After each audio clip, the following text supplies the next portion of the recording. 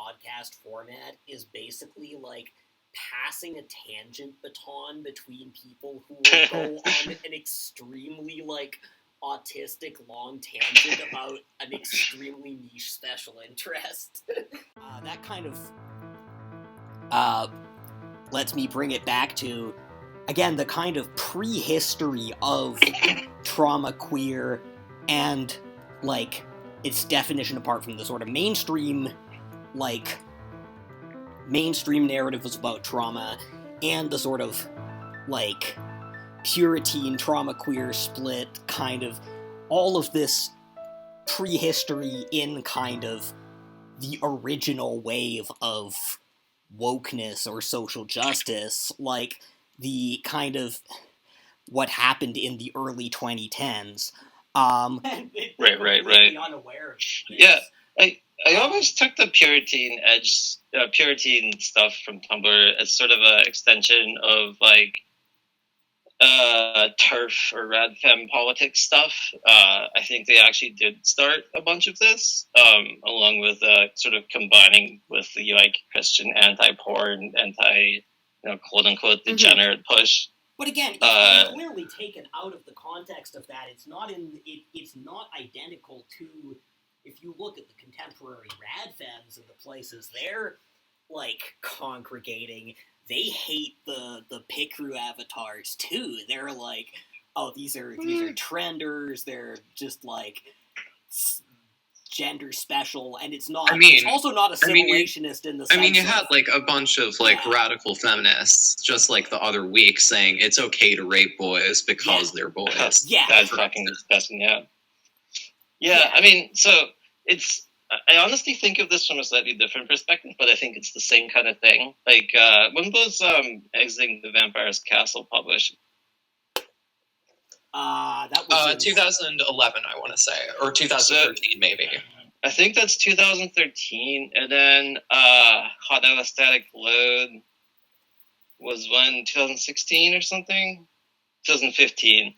So I feel like the way that I perceive this in a lot of, at least my like social spheres, how all of this greater dynamic trickles down to how people interact in my like immediate surroundings is kind of interesting, because I think that a lot of people that I engage with are like late 20s or like early 30s, and a lot of them have undergone this like trial of trying to like fit in, trying to like be reasonable, and then doing something like showing that they like age regress or that they're into something that people don't like, and then they're getting subsequently canceled for it. So I think like a large amount, at least of the like early Empty Spaces people, have been people that have already been punished for this. Yeah. In fact, such a large amount that kind of response just lost its weight. And I think that was building for like 10 years in the making. Like, I actually think that like Exiting the Vampire's Castle and Hollow Aesthetic Cloud were all of these things that led up to this in some way. And then at some point it became this like more commonly known thing that it's like, oh, it's, it crossed over with the general perception of trans women and the like more feminist analysis of, trans women, if they're seen as men, are they're subverting the category of men and somehow maintain the like predator characteristics of men while still also trying to like, take on or claim femininity or something like that. And all of this sort of combined into this like, oh, it's really easy to cancel trans women by just saying they're a pervert. Mm-hmm. And, don't they have some allegations about them? Like, that's the real thing. It's like, oh, aren't there some allegations about this person? Like, that's all you really need to say at that point. And I feel like, at least in Empty Spaces, there's been a lot of pushback to this. And it does feel like this is coming to a crest, but how much this is coming to a crest in a greater environment, I'm not entirely sure. Because I think that now this is sort of embedded in a greater ecosystem. Well, the thing is, I feel like a lot of the sort of, it's like, there was this sort of introduction, like I was saying, of kind of trauma as a category that sort of happened with that just happened in the early 2010s. Me Too was already late in it from my, like, vantage point. That's when it got really sort of absorbed into the liberal mainstream, although it already had for a while with, like, confessional think pieces and, like, we do not get along, but Default Friend has an interesting, like, podcast somewhere about, like, that wave of confessional think pieces and the way, like, predominantly cis women, even though they were getting poached from, like, a scene and a discourse that, at the outset, was actually kind of dominated by trans women. Like, so many of, like, the really early wave, like, social justice warriors were, like, trans women. And then it became this, like, overwhelmingly cis liberal phenomenon in the media, like, where, like, you go from this sort of, like, this confessional style that I think was kind of honed in Tumblr posts and places like that, live journals, and then to these, like, Jezebel reductress kind of, like, or Jezebel, like, what's the other one? It's like this, this kind of mass production approach that was very widely criticized as exploitative. Yeah. Right. It's funny to me that Reductress comes to mind. Sorry, because Reductress that's is a parody. inherently I just satirical. remembered that. I just remembered. I mixed it up. Yeah, I mean, it's a satirical publication. You only see that in, like, satirical context now. Yeah, is the but thing. I've been fixating on this the whole past month or so, like, the way, essentially the failure of Me Too and, like, the sort of the shift from feminism to a broader sort of social justice agenda that Slate Star Codex identified in that one post about the rise and fall of online culture wars has then been building up to this backlash where it feels like half of the people who felt left behind by that are now being funneled into, like, unprecedentedly extremist turf spaces.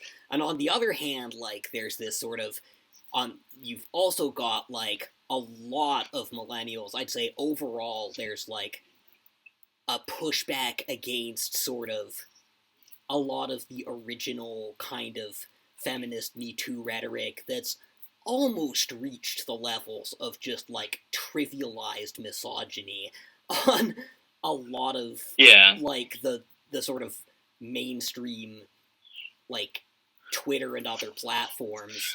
The amount of people that are, like, I see them, like, in, you know, some of the, like, post-rationalist and other spaces that are just like, oh yes, like, I'm an autistic, like, weird gender person, and, you know, I have all of these issues, and I hang out at home, and I consider, like, I think deeply about, like, gender relations, and I think that, like, trans people are awesome, but also the woke culture, it's like, that kind of thing is just, like, taken off entirely, and it's a little bit terrifying that, like, it feels like they are so fueled by specific examples that have been fed pretty much entirely by right-wing rhetoric that they consider the entire concept of considering a greater, like, political landscape to be itself like a losing proposition, and that's difficult. Yeah, not even necessarily a losing proposition so much as, like, an encroachment.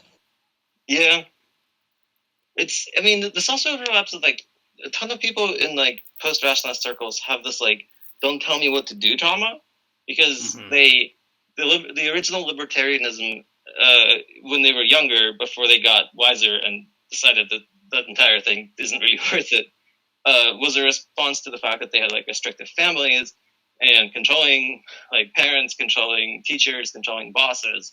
And so the response to this was, you know, that being told what to do, or even being implied, hey, maybe you should do this, is like a trigger for them.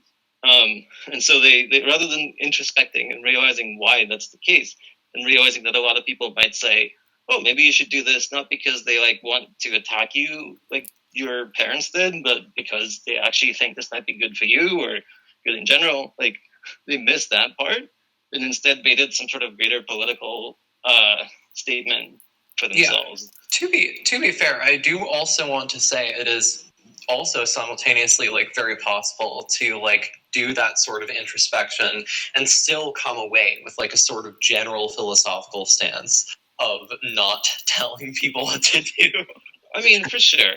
But you know, I'm thinking about a very specific example where like I had a friend who's like I was close with for now at this point for like 6 years or something. And so I've known her for like several years. I think at the time of when this happened, like 3 or 4 years. And she was like, "Oh, I'm considering moving back to your city. Can I stay for a week with you as I figure out like where to live when I come back later?" And I was like, "Yeah, sure." Like, I've known her for a long time. You know, we hung out. Like, you know, we went on trips together. And the entire week was like fine. Like, she got along with everyone, and all of my housemates who were mostly like more lefty people. But at some point, I think my girlfriend said something to her that was like, I forgot what even the argument was. It was something about like, God, I don't remember. But my girlfriend was just like, maybe you should consider X. And this was entirely said for her own benefit. Like, this wasn't like trying to drag her into some sort of like cause or anything. But like, that was the thing that started the fight. And then like out of the entire thing, like, this was a fight. And then eventually, because I tend to be the mediator in these things, I try to like, Totally. They snapped at each other. They walked away. I talked to both of them. I brought them back. And my girlfriend was just like, I didn't mean you have to do this. Like, I wasn't trying to say, like, I need you to do this to be in good standing with me. I was just trying to say, hey, I think this would be helpful for you. But just that particular framing just, like, entirely pissed her off. Yeah. I mean, I do understand your take, though. Like, being told what to do is a very easy way to get like traumatized and fawny people to just do stuff for you. Like a lot of the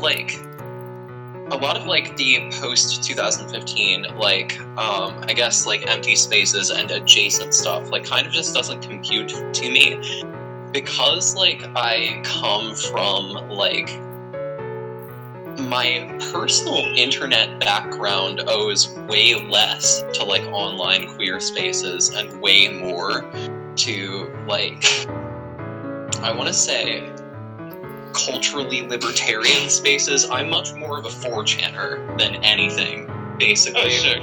And so like I remember coming across like people who like are, I remember coming across people online who are like completely fine with like kink stuff, with like, you know, like anime porn type shit, and I was like, okay, this is about correct. But then they like seemed to like kind of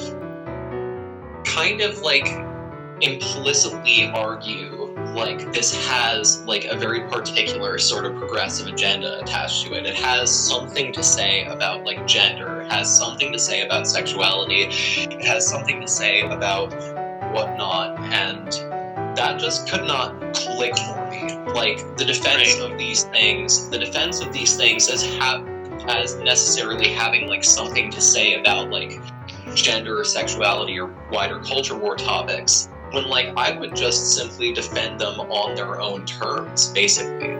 Like, that's what I'm kind of used to.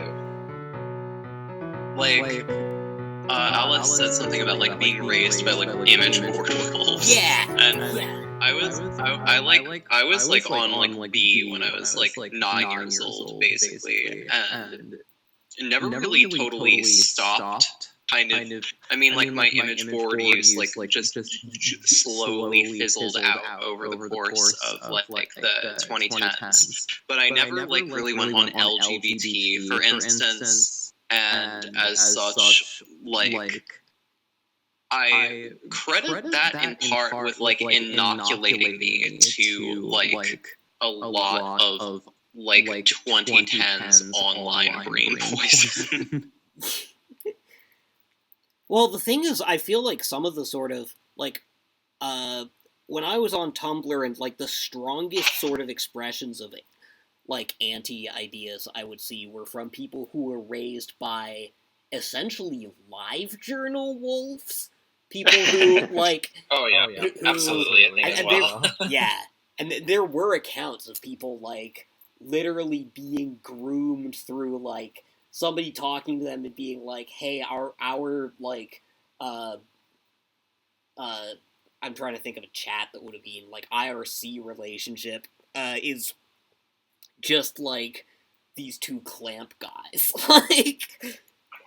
Mm-hmm. I have a long-standing conviction that like LiveJournal, like being raised by LiveJournal is significantly worse for your brain than it is by image boards. And LiveJournal is like the one that I actually don't know anything about. What is that? Proto-Tumblr? Yeah. It's sort of proto-Tumblr. It's interesting because it had, like, a more structured approach than Tumblr. Like, this is something I find, like, fascinating on, like, a structural level, because, like, the way that LiveJournal worked is you have your own individual LiveJournal, of course, but at the same time, you also have, like, a public friends list, and so, like, friends working more like forum friends or, like, Facebook friends than, like, Tumblr followers versus following, if I recall correctly. And at the same time, you could join groups, and this was, like, one of the major features of LiveJournal, is that, like, you could join groups, make posts that were, like, usually public, but, like, specifically geared toward the group that you were part of, so, like, Harry Potter fans group, and whatnot. Interestingly, Encyclopedia Dramatica was an outgrowth of LJ Drama, which was a group on LiveJournal dedicated to looking at other groups on LiveJournal that were imploding at the time, and saying, haha, look at this group imploding. I think I managed to somehow depart image boards a little bit before the anti-JW thing became quite so obligate, but I think my main approach to this whole, like, thesis that it's better for you than LiveJournal is just sort of the difference between growing up immersed in a culture of, like, I don't know, like, obligate toxicity that belies, like, humanity underneath it versus, like, obligate humanity that belies toxicity beneath it. Yeah. No, I think also, so. like, it kind of inoculates you as well. Like, you spend enough time in this culture of, like, absolute negativity and, like, absolute criticism, and you sort of learn to get your fill, almost. Yeah. I feel like there's a lot of like, I also put image boards, like, several years ago. I sometimes come back and make some stuff for fun and high, but mostly I just don't read them anymore. But I think that, especially with older, like, Gamergate, 4chan stuff, there was always this sort of, like, undercurrent of, like, like, one or two layers below this were just, like, lonely nerds that, like, don't know how to, like, get along with each other and communicate. Well, and I think that, like, if you pass this initial check, you could actually feel some amount of, like, closeness or connection. Whereas I think that in a lot of stuff where people are, I don't want to say hugbox because I feel like that's a very common criticism. But there's a lot of places which are more like, we need to value everyone, we need to include everyone, we need to get, we're sort of the place for outcasts, so we need to be nice and include everyone. It becomes this kind of thing where people perform this inclusion and try not to talk very much, but then that resentment sort of, like, breeds and breeds. And when it actually comes down to people's, like deep feelings, you just realize that everyone hates you. And especially for autistic kids or people trying to connect for the first time, like, that hits very hard. Yeah, exactly. That's like I remember coming across, like, some old, like, B threads from, like, fucking 2008, where I found like people discussing of all things trans issues, and like this one guy just being like, yeah, my sibling just came out to me as like trans MTF, and like I'm not sure what to do. Like I still love her, but I'm not sure how to like go forward. And like other anons basically counseling him like, you kind of just have to accept that. Like, people are the makers of their own destinies. Like, this is her choice to come out and transition. And, like, the best thing you can do is, like, be there for them and love them as they are, not as you, like, are used to. Yeah. This might be shocking to a lot of people who only ever saw that, like post Gamergate or whatever. But again, speaking as somebody who left sometime in like 2011, 2012 or whatever, you would be surprised just how that monoculture like did not exist outside of like Bull or whatever for a very long time. Yeah. Like the idea that you would bring up these topics and they would be instantly like a flashpoint for like negative attention. I mean, somebody would just kind of be like risking starting a stupid fight if they really on that over nothing. Yeah. It is. The last real bastion for that kind of thing on 4chan itself, I want to note, is S4S. I regularly actually... I don't even know what that is. It is one of my favorite things in existence. It is the troll board that Moot created in like their last major act of anything before quitting.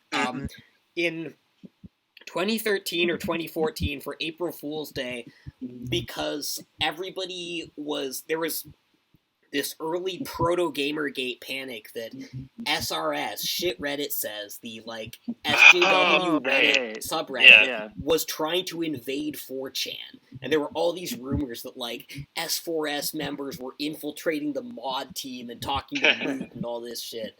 And so Moot made a board called Shit 4chan Says, and on April Fool's Day, and nobody knew what to do with it. It didn't really have any rules except something like Be Nice, and it became like it was like B 2.0. It was like the revival of old B, where people were just trying to post absurd shit instead of just sort of porn and poll stuff, which it had already all turned into by that point. And they kind of tried to make a point to keep porn and poll stuff out, and just like... You're cutting back a little bit. I was pacing again. They kind of just like...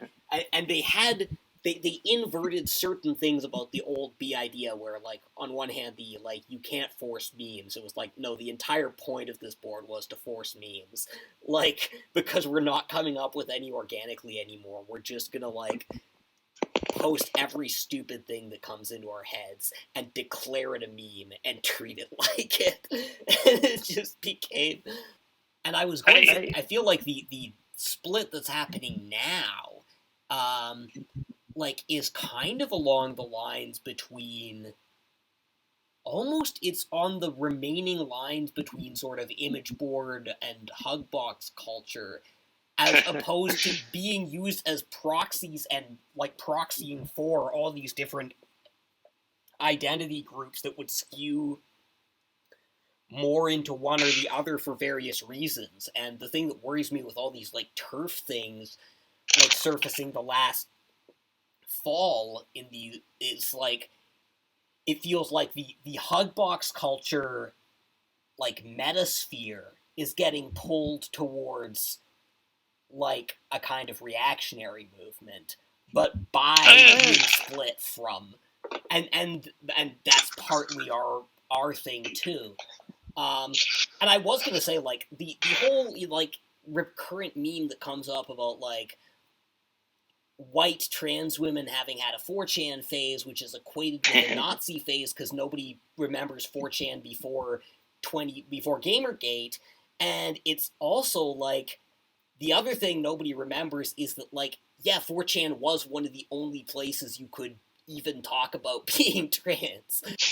And like, I feel like the popularity of, like, SJW and woke and stuff like that has become, like, like this was like a Gamergate outgrowth, essentially, Yes. in my view. And Gamergate, what really Gamergate popularized, which is not so much bring a bunch of people together or anything, but they made this way of, they created these channels of consumption which are like cringe culture. Yes. So what they essentially do is, you know, it's like with like Kotaku in action, Tumblr in action, Yeah. on Reddit, and the like greater Twitter culture and stuff like that. So what they did is they would pick out very specific examples of people acting either weird or like some of it was actually satire, which is what I find the darkest funny. Yeah, I remember this. And so they would point at this and be like, "Oh, this is look at these people. Look at these SJWs saying, oh, men should die. Look at these, you know, Tumblr activists thinking they make a difference and stuff like that." And this actually was extremely successful for what they've done, because a lot of normal people, quote unquote, a lot of the people that aren't familiar with the intricacies of this entire ecosystem look at this, and it causes an emotional response in them. Yeah. And it doesn't really matter what kind of emotional response it causes. If you give them like, I don't know, like a inspirational story or a success story or something, they're already very used to this. So they're like, oh, okay, like, another trans woman succeeded at whatever, I don't care. But if you give them a thing that's like, oh, look at this really like weird looking cringe person yelling at people in the middle of like having like a mental health episode, then they're like, oh, this makes me feel bad. Like this, I don't want to be like that. That's like, and that was really effective at driving, like a divisive element into all of this, which got picked up by a lot of other places. Referring to this kind of involuntary response, like I actually want to make a note about like some. Sorry, I was sipping something. I actually want to make a note about like the ideology of all of this as well. Is that like, you know, at the same time, like as you were seeing like Gamergate doing like obviously like SJW cringe compilations or whatever, simultaneously like a lot of like the loose like anti-Gamergate like personalities like were making like their own sort of like look at like this cringy like neckbeard type stuff about like Gamergate type people, right? And both of them like can actually trace, both of them simultaneously can trace that sort of like look at this weird person being weird online thing back to like something awful culture where it existed in like kind of like a more subdued form, I would argue. Like I do think like one of the most interesting and like mildly terrifying things about post like roughly 2012, 2013, 2014 internet culture is like specifically like the way that like early something awful, I like look at this weird person culture, a lot of that was very focused on like maintaining a distance. A lot of it was very focused on like obviously plenty of people did overstep. Obviously there were raids. Obviously there's a lot of stuff that, you know, it's not worth denying or whatever. But like there is like don't touch the poop. There is like a don't touch the poop rule. There is a rule of just like, okay, this person is being weird. It's fine to laugh at them for it, but it's not okay to like try to put them in further misery. Right. And then like into 2010s, like this kind of erodes. This whole rule kind of erodes, and you get like, you know, the KF type thing where it's just like it simultaneously fuses like this like trolling for the lulz raider component with like a moralistic, this person is actually bad, we have to like take them on component. Right.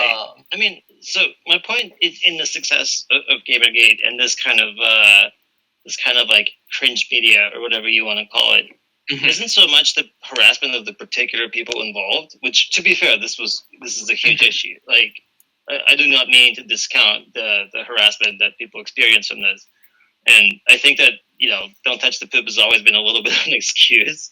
It's sort of like a shield that you say, oh, you know, we're not doing this. But, you know, it's stochastic. I mean, it's also like the extent to which, like a sort of description of essentially the mindset of, to use this Umineko term we use a lot, intellectual rapist is kind of always there, even when you're not like interacting directly, just from the sort of like prying speculation. I think the point is that this kind of cringe media brought a new emotion that got out of that pool of these like, you know, something awful and whatever, they banned anime 4chan in these like specific Reddit subreddits and into like a greater culture. Like I think that there's actually quite a lot of people that don't understand that a lot of the way that right-wing media right now, like popular right-wing media, like Fox News, like TikTok, and all of that kind of shit, it grew out of the success of that approach. Because it saw that people were having a lot of success with this in terms of eliciting an emotional response in smaller groups, and took this to like a national and international level with it. Because it's a new thing. Like this, before this, there wasn't really that much cringe culture except weird like home movie stuff and weird comedies and laughing at your like friend in high school or something. Yeah. And suddenly you could see all of this and you could consume media which was like, oh, look at this weird person. Look at what they did. Look at the activist that spilled soup on a painting that has glass in front of it. And it became so extremely like successful that it basically became like almost the biggest like right-wing attack, an angle of attack. I want to note also, like, simultaneously something very interesting is, like, I was looking at, of course, you have libs of TikTok, for instance, and, like, you know, their go-to defense is, like, obviously, like, we're not actually, like, saying anything about these people. We're not actually, like, saying this is bad or whatnot. We're just presenting them as they are. And, like, it is very interesting to note, like, one very odd point of comparison I have is like I remember coming across this one writer. Like years ago who was like this writer for WorldNet Daily, the old right-wing website, and like he had like written a couple of books on the subject of, dear God, black crime. And, like, he was arguing, like, there was some sort of, like, black on white crime epidemic in America. And I was like, okay, this smells like bullshit, obviously. So I want to, like, read this in order to, like, steelman it, in order to find, like, the strongest version of his claim, and then, like, actually debunk it. Say, okay, the statistics, like... Right. The statistics that you're using don't actually show what you're saying.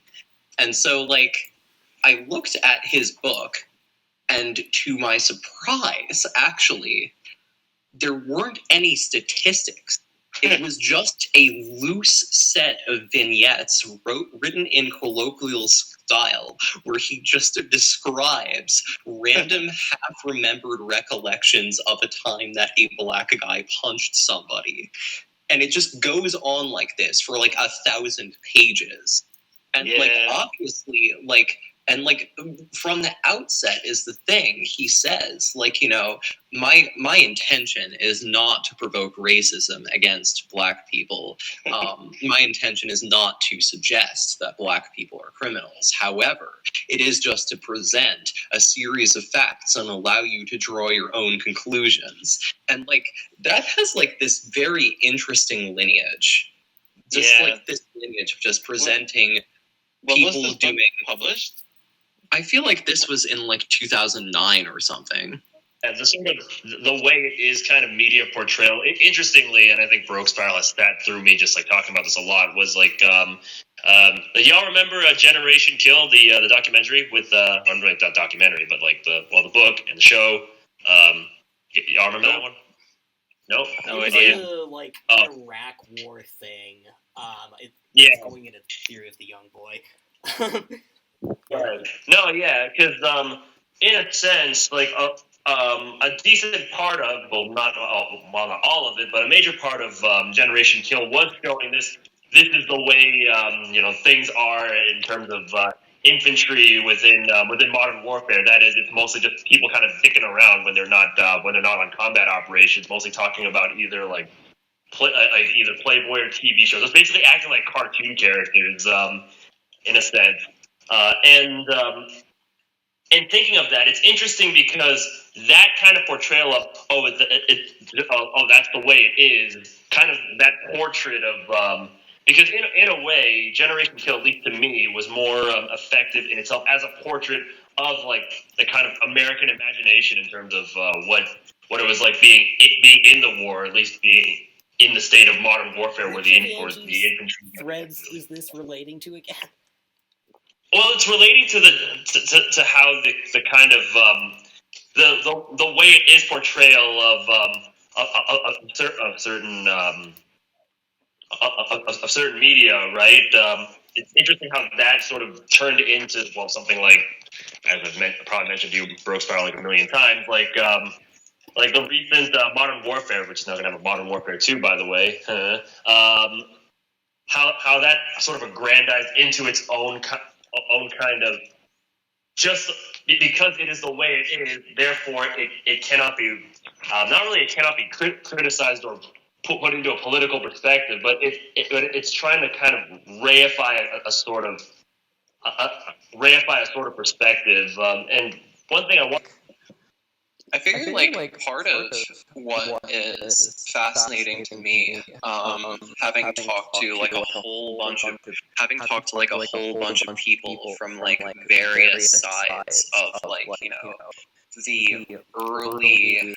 the late 2000s, early 2010s type thing, like sort of the birthplace of the culture wars, is one thing that I found very interesting is like talking to people who used to be part of like relatively early wow this thing is weird, let's laugh, wow this guy is acting weird, let's laugh at this, is that there was actually very interestingly like an early on split in around like 2007, 2008 with people who were like, you know, finding like odd websites and whatnot and being like, wow, this is weird and ridiculous, this is funny, let's laugh at this. And people who were like more on the line of, this is outrageous, I can't believe this person is acting this stupidly, I have to like correct them, I have to like specifically fuck with them in order to let out how angry I am that they're being this way. And it is interesting to note that Kiwi Farms, for instance, splintered off of like, of course, the Quickie forums. The Quickie forums, however, was like initially like staffed by people who were kicked out of like a forum, who were themselves kicked out, which was formed by people who were themselves kicked out of a prior forum, the original forum having just a general live and let live mentality, and a small segment of which were like sort of these like deranged, rabid, fuck, we have to like correct this person attitude having people. And so when those people got kicked out, and an even more frothing subset of them formed and got kicked out of the next forum, that's how you got like the seed for like Kiwi Farms specifically. And I remember talking to somebody who was like active on some of the really early forums around like Encyclopedia Dramatica and whatnot, and him just being like, yeah, like Kiwi Farms culture today is practically unrecognizable to me. Like it's like these people don't even it's like these people don't even know how to laugh in empathy. Like I've been there before. I've made a fool of myself before. Let me bring this back to empty spaces, if you allow me. Okay. So I think that with this culture and with this like the deep suspense that a lot of people have about the way that they can be attacked on a bunch of different fronts, whether this is inside of this queer culture or from the outsides as sort of being put on this like display as this like weird person online. I do actually think that Anti's is a response to a lot of this by saying, like, so what? Fuck you. You want to say that I'm not a person? You want to call me an it? You want to call me the weird fucking genderless creature? Yeah, that's me. Yep, I'm right here. And I think a lot of it is in fact born out of this like immediate.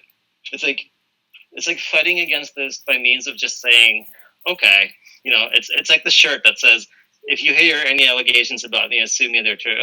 Like, it is that same vibe about it. Which is something that I have some issues, because insofar as, like, I'm writing Theory of the Young Boy right now. That's kind of one of that particular sort of response to everything as this kind of, I mean, it's also the Yes Chat meme. It's also, like, it's become almost the default way of responding to contradiction in internet culture as this sort of fissile force. Because when I briefly used the term social justice warrior, I don't mean that in a negative sense. I mean that as something in a lot of ways I'm very nostalgic for, as this historical moment when what would become like Puritan or tender queer kind of moral vision and what would become sort of like Traumaqueer and what would become a lot of just mainstream lib culture now weren't really separated in this kind of like upsurge of a particular of a consciousness that was in large part an upsurge of consciousness of trauma and queerness that then got split in all these different ways. And one of those ways was through Me Too and through the confessional and into stuff like Hanya Yanagihara. Yeah. I do want to note, like, my own perspective on this is, like, kind of informed by the fact that, like, I am naturally a systems thinker, but systems thinking is also, like, a cognitive hazard for me because I have schizotypal personality disorder. Same. And as such, I am a defensively linear thinker, because if I think linearly, then that collapses the chance I have of entering into delusional thought patterns. And so, like, a lot of times, I can see, like, the connections between these things, but then I see deeper connections, and then I see even deeper connections, and by the time I'm on the deepest layer of connections between all these things, I start wondering if these are really true, or if I have accidentally psyched myself into a sort of mystical insanity akin to a Lovecraft character. Well, that kind of mystical insanity also is very much an Empty Spaces thing. It's like, I mean, your handle is Angry Girls. It's one of the several like different parts. Like, thinking randomly, just very tangentially about like PTSD versus OCD, like attempts of understanding the self. Because just out of nowhere, it is interesting how, like, PTSD, like, self-therapy type stuff is very often focused on, like, very often you'll, like, act and react a particular way, but very often that doesn't, like, totally reflect your core self. And then, like, a lot of, like, OCD self-therapy type stuff is very often, like, the opposite of that. Like, a lot of OCD self-therapy stuff is focused on, like, being, like, you act a certain way. That is who you truly are. Because a lot of OCD stuff is very focused on, like, especially, like, pure OCD, which Gabe and I both have, is, like, very focused on, like, if I keep thinking these awful things, if I keep thinking and thinking about awful things, then that must mean that deep down I'm an awful person. But a thing I was going to say in response to Angie's, like, sort of 4chan anecdote, I think a thing that I would, like, argue is one of the central characteristics of not just empty spaces, but this general Traumaqueer current I'm trying to map, is precisely, like, is not decoupling these things in the way that, say, 4chan would do, or the way that, say, mainstream kind of libertarian-ish internet culture would do, where, like, okay, you can have, like, weird kinks as long as you keep them completely separate from reality. Also, they are, like, ontologically completely separate from reality. They have nothing to do with anything. They are just sort of, like, randomly generated. They are tags in a cloud. You don't have to think about them at all. And I think, like, Traumaqueer very much, and like, you get this whole sort of internet culture very much has this binary between, like, that stance and then what emerged out of Tumblr with the Puritans as this kind of, like, I think it is honestly more informed by, like, simple, like, overcorrection to that stance than by, like, an actual lineage with, like, second wave radical feminism or anything. I think it's actually... I recall that you had, like, that theory of, like, you know, for instance, like, how it was that, like, in 2013, like, it was basically mainstream on Tumblr to, like, do porn of, like, Homestuck characters, for instance. And then, like, over, like, 3 years, that became, like, verboten entirely. Yeah. Like, when I got on Tumblr, like, I was following... I followed, like, all the early social justice people I could find. I was following, like, Call-Out Stuck and the mods on Call-Out Stuck. And they would sort of post, like... They had, like, takes that would look ridiculous now, like, it's racist for Terezi to hang her stuffed animals because it looks like a lynching. But, like, those people were also doing porn of the Homestuck kids, and it was just like, don't kink shame. And then, like, that slogan, like, literally, like, just the sort of affective valence of a few of the slogans flipped, and then it's like the entire norm shifted without anyone discussing why or, like, what the fact that it had changed. And it was really surreal. Yeah, I think, like, the very interesting thing here to note is, like, Gabe, actually, I remember, shared this theory with me, like, I think a year or two ago at the very least now. Just, like, this theory that, okay, so, like, basically, Puritan-type stuff results from, like, the general social justice critique of media, basically, as it already existed in, like, 2013. That is, it is perfectly possible to critique media for simply employing, like, you know, racist or sexist or homophobic tropes. It is possible to critique that as, like, a form of oppression, a form of violence in and of itself. And then, of course,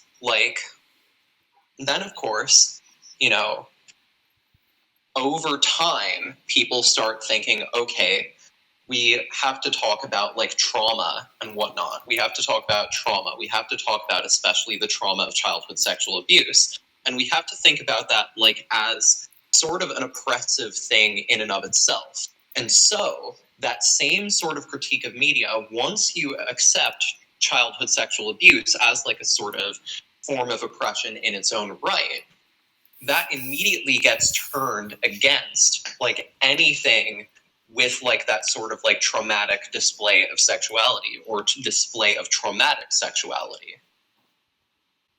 Yeah.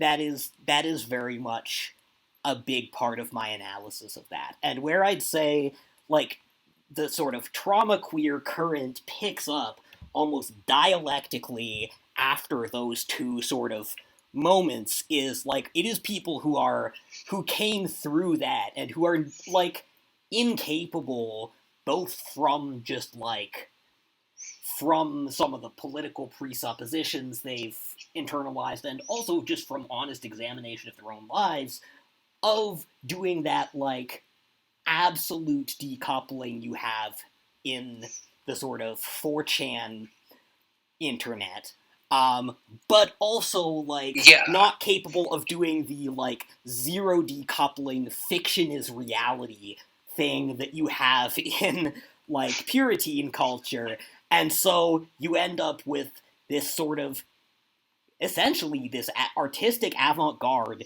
dedicated to, like, figuring out, okay, what is the relationship between fantasy and art and sexuality and trauma, and how can we generate new relationships between those? And I think that kind of ties into the way you were describing the concept of queering your own relation to trauma. And to me, like, one thing that what might make sense, like, with, like, the rationalist adjacency is, like, from what I've heard and from what I've seen beforehand, it seems that, like, empty spaces as a thing sort of just, like, plays with the nature of, like, decoupling. Quite a bit. And this kind of, like, has, like, a very niche appeal. Like, typically speaking, on the internet, you're either in, like, very high decoupling spaces, such as, like ultra, like very insular rationalist, like very orthodox, like less wrong rationalist communities, or like old style internet atheist communities or whatnot. And then you have, like, a lot of places that are very low decoupling, like, you know, you have, like, typical, like, queer Twitter, typical left-wing Twitter, typical what have you. Or for that matter, typical right-wing Twitter. Like, you can say the word. I give you the pass. No, I already did it. I've been both an SJW and an anti-SJW. I've transcended and synthesized this within myself. I'm just saying, like, you know, empty spaces seems very interesting to me because, like, interesting to me within this particular dynamic because it attempts to play with the nature of, like, decoupling things, decoupling concepts in and of itself, like questioning, like, what exactly is, like, the boundary between, like, this fiction that we're writing and, like, the reality that it's meant to describe? What's the actual boundary? Like, what's the boundary between, like, you know.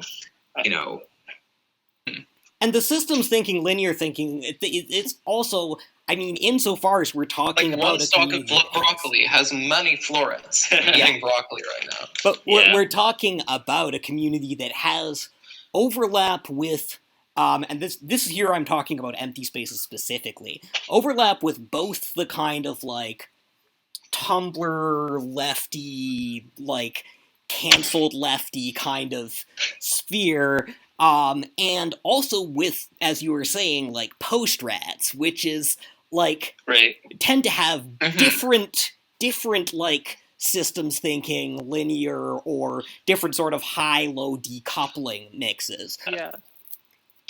My own writing with empty spaces has been an attempt to give... I mentioned this last time when I described it as, like, ethical self-harm material. It's been an attempt to sneak basics of understanding of trauma dynamics and recovery stuff into material that's more appealing to people who are, like, deep in the sauce. Yeah! Oh my god, that makes so much sense. It's been a kind of thing where it's like, I don't really, for a lot of these people, I don't really want to be involved, like, closely. Because I just, you know, I have my own job, I have my own life, I have a house for people, I have a bunch of people that I'm already helping close. I can't really do much, like, personally to help others. But I figured that because I had a bunch of this understanding, if I could write about it and sort of intermingle writing things which are, like, weirdly, like, easy to empathize with, or that click with people, or that feel hard, and to mingle this with discussions of trauma and recovery, then I could just sort of broadcast a kind of like wave around it It's funny without because really being personally responsible for any of it. Yeah. Speaking as somebody who started off with this stuff a little closer to being in it, and maybe like still is sometimes, I also feel like this is like the happy accident of my work. Is I just sort of set off to try and do two things with my work. Like firstly, like I describe it as like making story homes for like pieces of me, like stuff that I don't really know how else to like put away except for to make fiction out of it. Which is a really basic form of like art cope terminology, I guess. But on top of that, I also just sort of wanted to, I mentioned this a lot last time, but be self-indulgent and write something that really digs into what I find appealing about I don't know, when people write about power exchange on the internet, there's a lot of stuff that accidentally like hooks into mindsets that are super appealing to people who have been through it like this. And I sort of wanted to write that with a more aware and unflinching perspective that also doesn't shy away from like just how alluring it is. Yeah, I wanted to make it about like how this is fun and cool and interesting and exciting, and also never looks away from like, by the way, this is a bad idea. And maybe that's why it belongs in fiction. I don't know. The whole pro-shipper, anti-shipper debate that we were getting into the first time, like, it kind of, this whole concept of ethical self-harm essentially synthesizes, like, sublates the whole thing.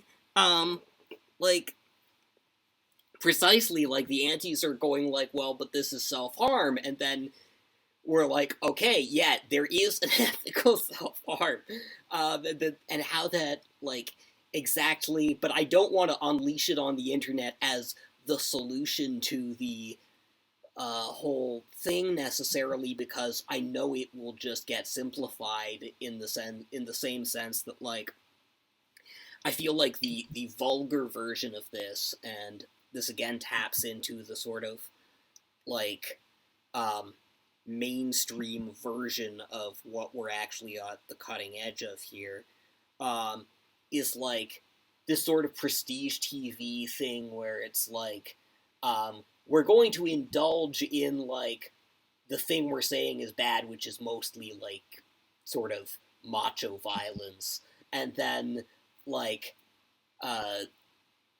but then presented in this kind of, like, bourgeois version of classical tragedy that, like, shows it's bad, while also not showing any source of, like, jouissance outside of it.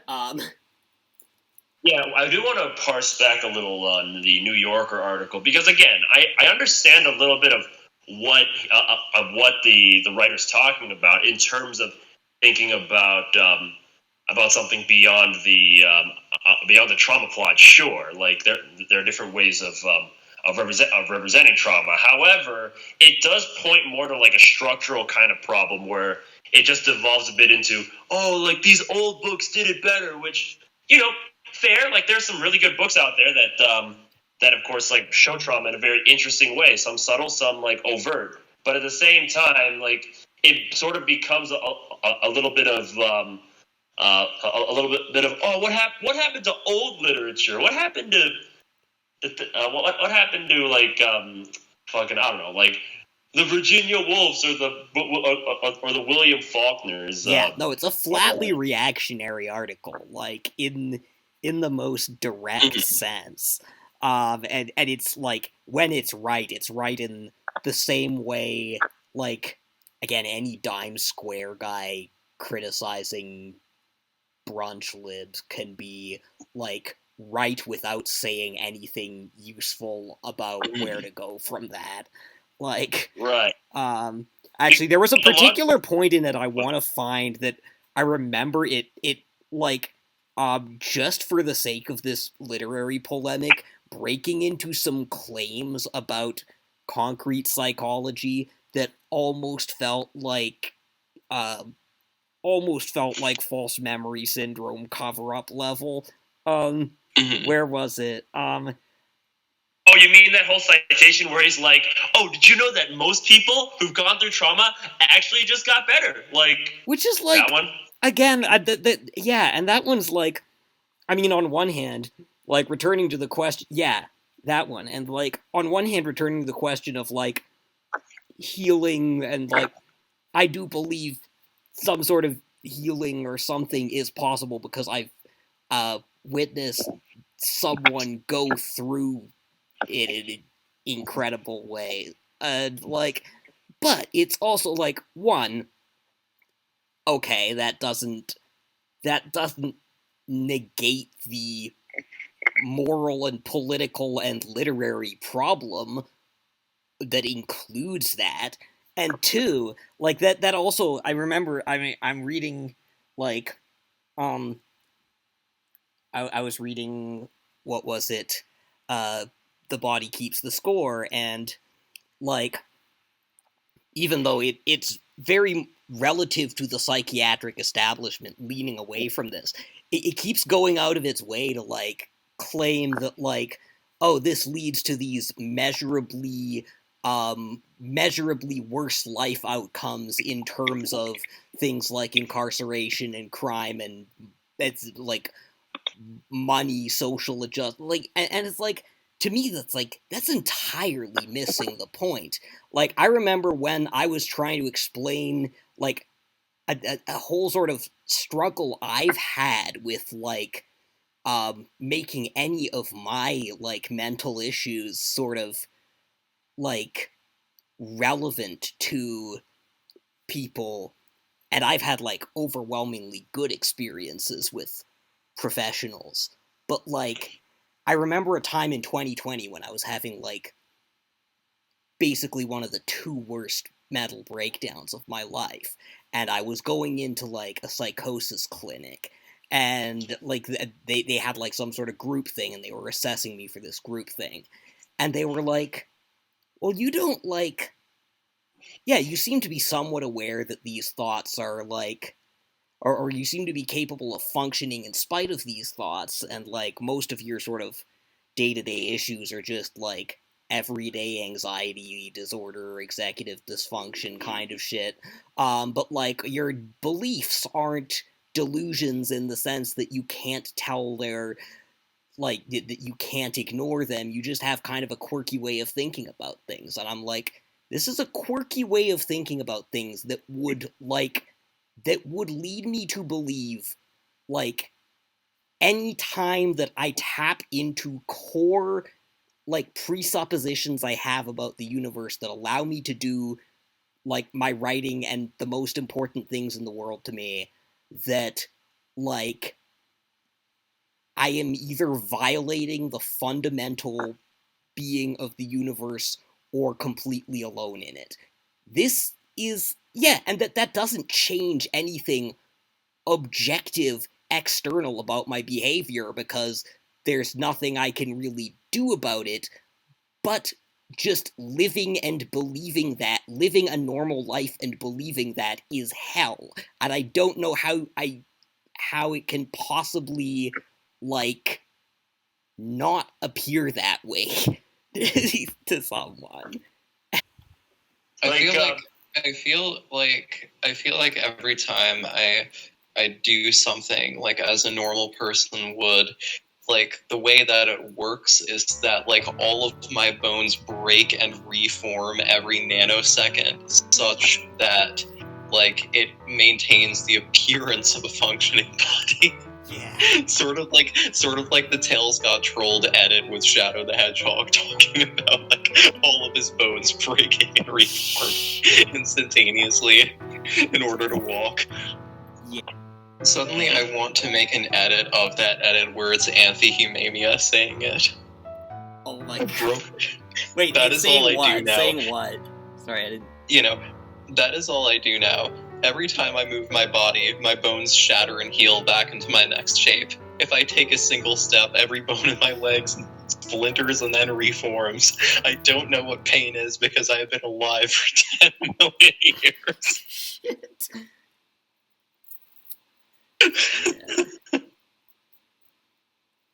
So, it's not even from the original Tales Got Trolled is the insane thing.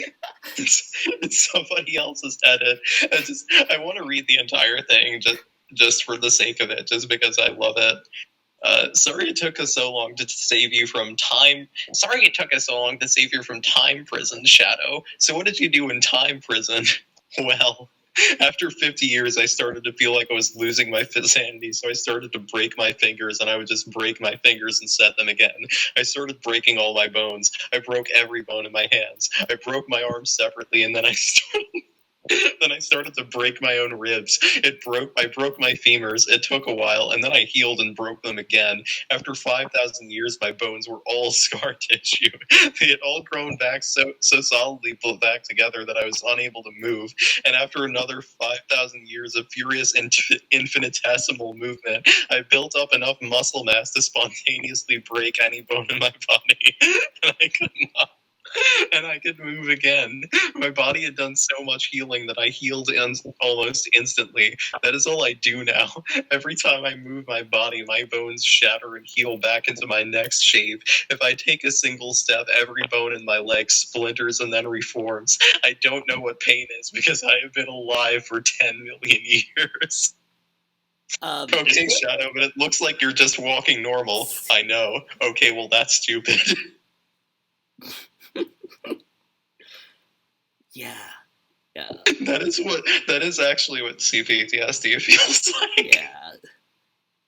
And it's like, yeah, there's probably people who are, to be honest, like, there's probably people who don't even heal, but who, like, function extremely well through extreme trauma, and in some ways are probably, like, the worse off for it relative to the people who let themselves be vulnerable and let themselves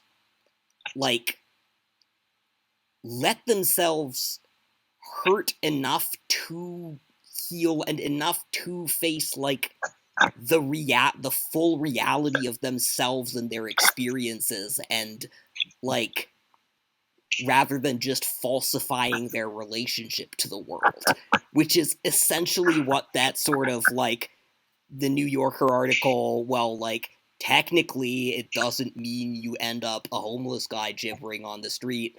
Like, no, that's not the point. That's not what's important about human life. Like,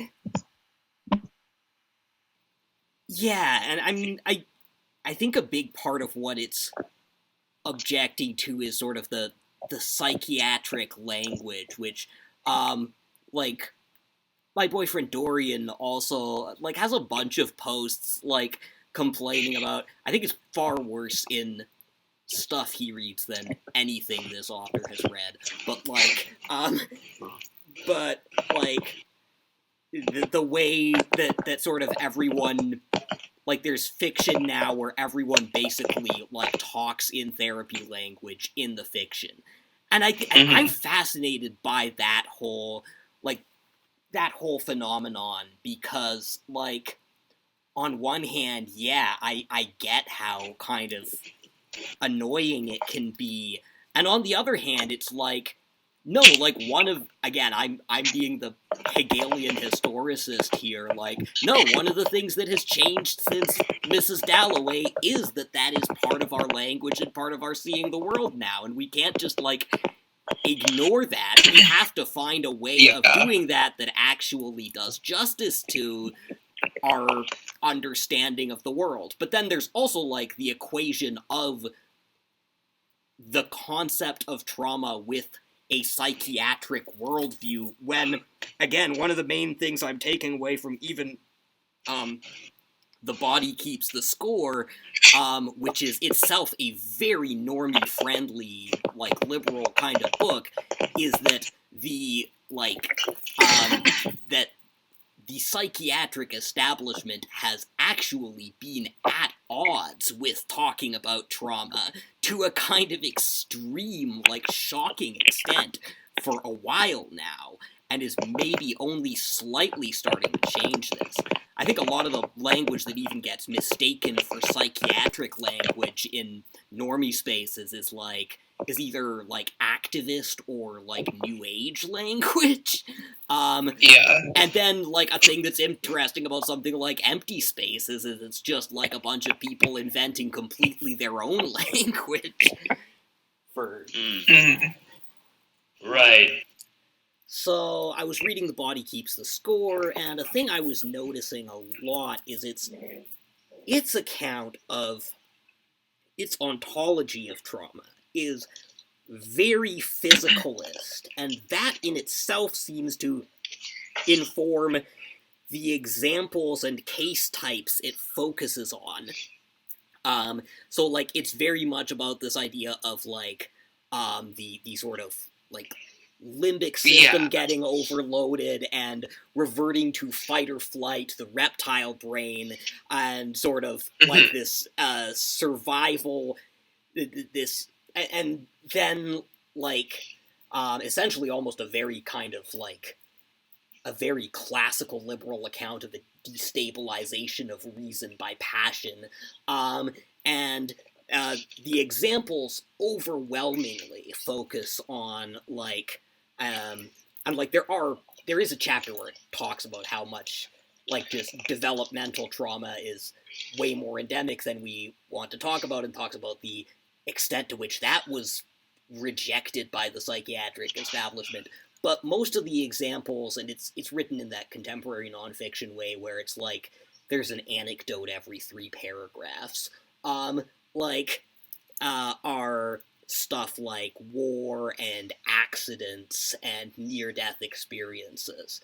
And then I feel like there's, and like different types of trauma I feel like have, because it is this very broad, it is, again, the concept itself is almost a critical lens, and it produces different results when focused on different experiences. And so, like, a lot of Empty Spaces stuff, to me, feels like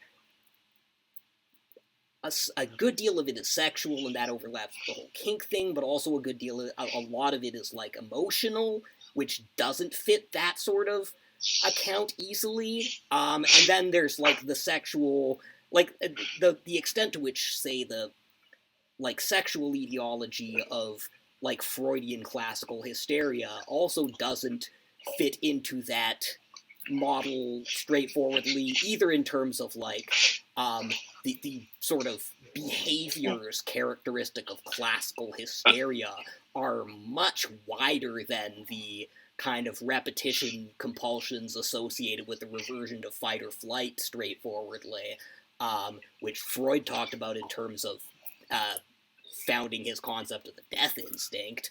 Right. But also, like, and, like, it's also much harder to give the traumatic event itself a straightforward physical explanation, because a lot of the times it is an action that is physically not that different for the body than an action that might be healthy, and what makes it traumatic is its embeddedness in a particular relation. There's 2 things that come to mind. Well, one of which is just it's a joke or an example.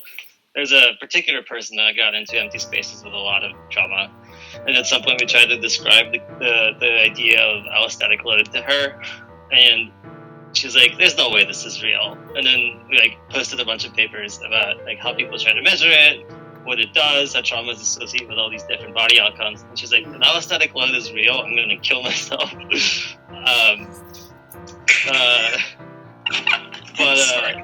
Yeah. The other thing is, like, I do think that a lot of the stuff that happens, like, the emotional and the physical is not very easily disjointed, and it's not just, like, the context of the specific actions, but, like, you know, to give a very personal example, and if I may talk about, like, CSA, I don't know. Absolutely. Is that okay? Yeah. So, like, when I was, like, 8 or 9 or something, like, I got groomed by a babysitter, and like, they molested me.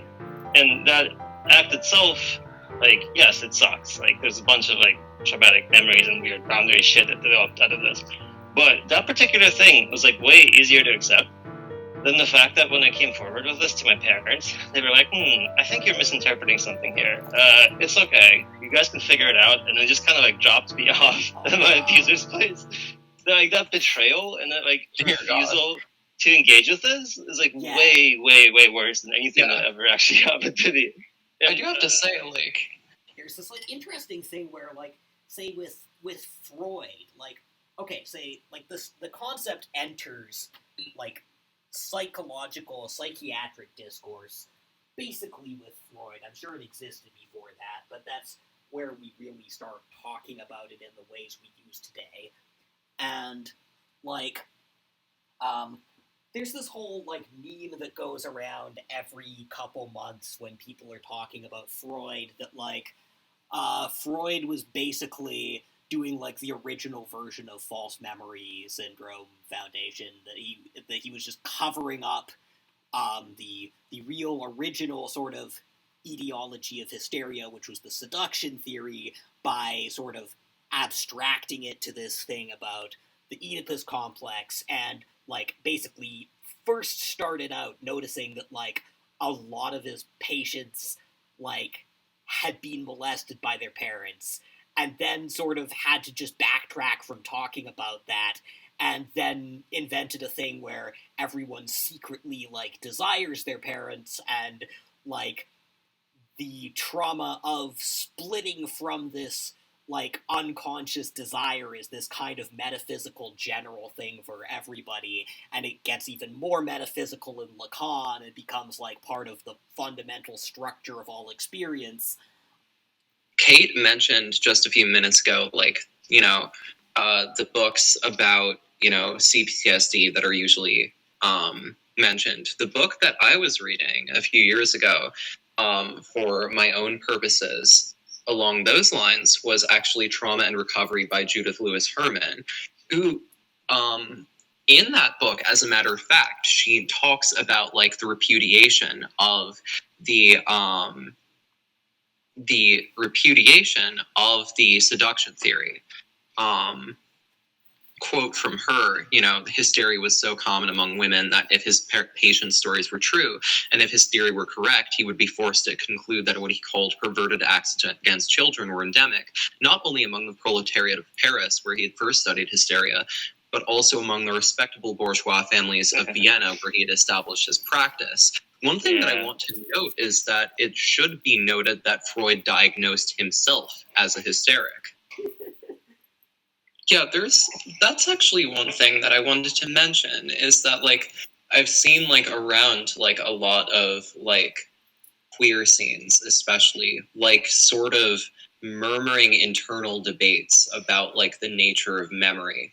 And it's never, like, explicitly, it's rarely ever really explicitly addressed, but you see, like, these sort of murmuring debates, and like my own like position on this is like very informed by like I have like the issue of what is called I have something that is known as the forgot it all along effect in my own life quite a bit.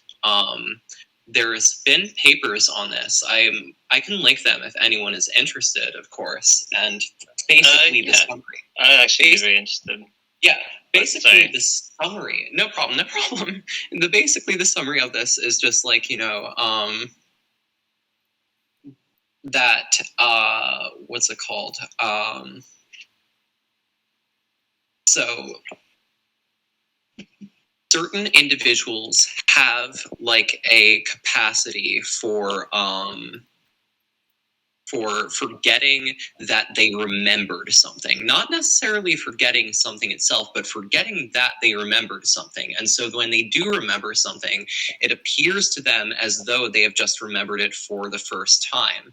And I recall there were like tests performed on like people with number one, continuous memories of sexual abuse. Number two, spontaneously recovered memories of sexual abuse.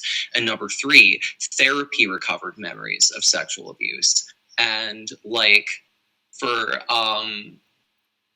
like the first group and the third group alike, they basically did not demonstrate this effect. Like what they did was like they had you like play like a number guessing, like a number memory game, like a game of like concentration or patience or what have you. So like they flash a bunch of numbers on the screen, you're given like 30 seconds to like try to memorize them, and then like, you know, you have to like remember, and then it goes blank and you have to try to remember which numbers are where. And so like one interesting thing stood out with the second group, which is that they got a huge number of the numbers right when they were tested. But then, you know, each group was subjected to an additional test an hour later, which is, okay, so here's the answer key. Which ones do you remember getting right out of these? And the second group vastly underestimated how many of the numbers they got right in the test. The second group thought, no, I did terribly, even though they were like the best performers among all of them. And I sort of think that, like, the paradox is kind of that both things are true there. Like, Freudian theory doesn't have much value without, like, its kind of, its philosophical, like, dimension, and, like, even if it's making, like, the sort of seduction theory argument, it can't really explain much of, like, how that affects people until it gets into kind of, like, the structure of the unconscious and stuff. I did want to mention, like, something about, like, that high decoupling, like, between, like, fictional pleasure and, like, reality. That actually, you know, before we started recording, I was like talking about the Oedipus complex and how it's been misinterpreted, because we were going over the Oedipus complex and its relation to, you know, Freud identifying trauma as the center of hysteria in the seduction theory. And I mentioned, you know, these are not actually mutually exclusive sorts of things. And simultaneously, they're not actually that related in the first place. The Oedipus complex is not simply about, like Freud himself acknowledged that the Oedipus complex is sort of a misnomer, that it's not really about, like, first of all, Oedipus being tricked into fucking a woman that he didn't know that it was his mom. It's also not about wanting to fuck your mom in a literal sense. What it is really about is about the combination, the jointed unity of the initial pleasure of the fetus in the womb, that feeling, that unitary enjoyment, that pure pleasure that knows no pain, and the ejaculatory pleasure, the phallic pleasure, which is not, of course, exclusive to assigned male at birth or assigned female at birth individuals. The ejaculatory phallic pleasure of, like, adulthood, of genitality. And so, like, the Oedipus complex is, in effect, basically a recognition that these two sorts of pleasure are not to be obtained together. Like, the idea being that, like, if you combine these two pleasures, you kind of just get the ultimate pleasure.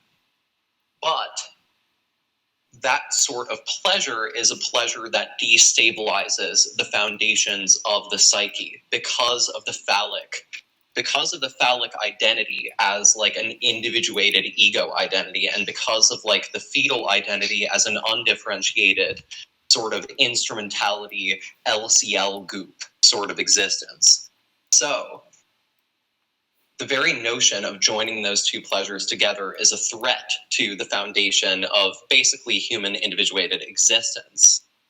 And as such, like, I think there is a sort of a parallel here in, like, the idea of, like, this, you know, fictional, completely decoupled, like, fantasy world where, like, any kink, any, like, fetish can be enjoyed on, like, a basic level, but it must be kept strictly delineated from reality.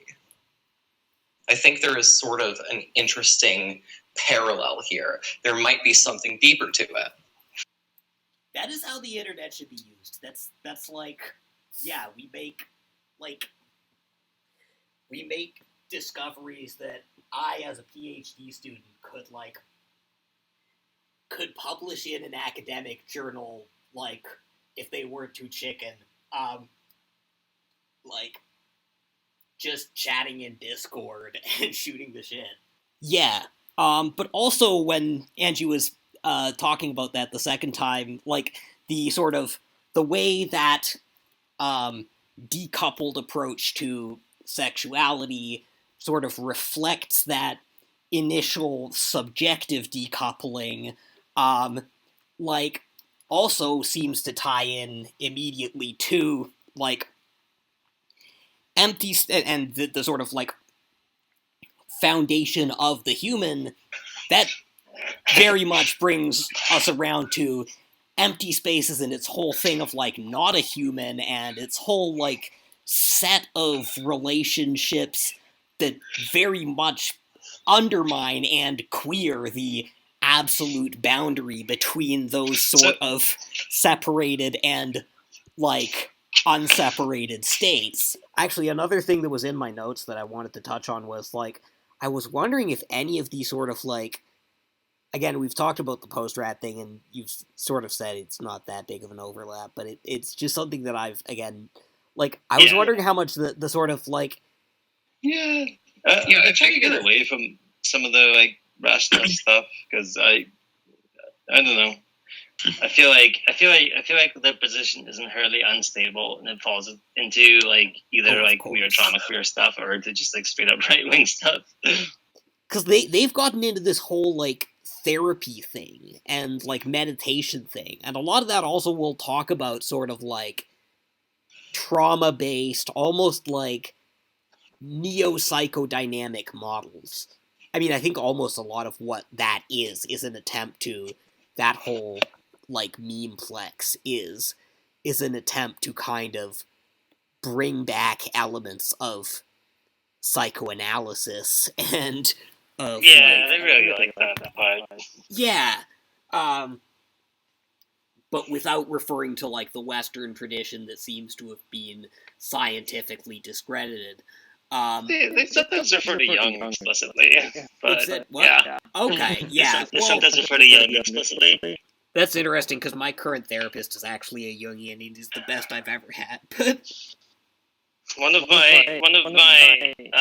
people I like a lot, I saw a childhood where her mom was simultaneously a Jungian therapist, a CPS agent, a, like, rabid Catholic, and came from, like, a horrible, like, older family kind of shit. All of them combined into one. That's, like, that could be either really cool or really awful.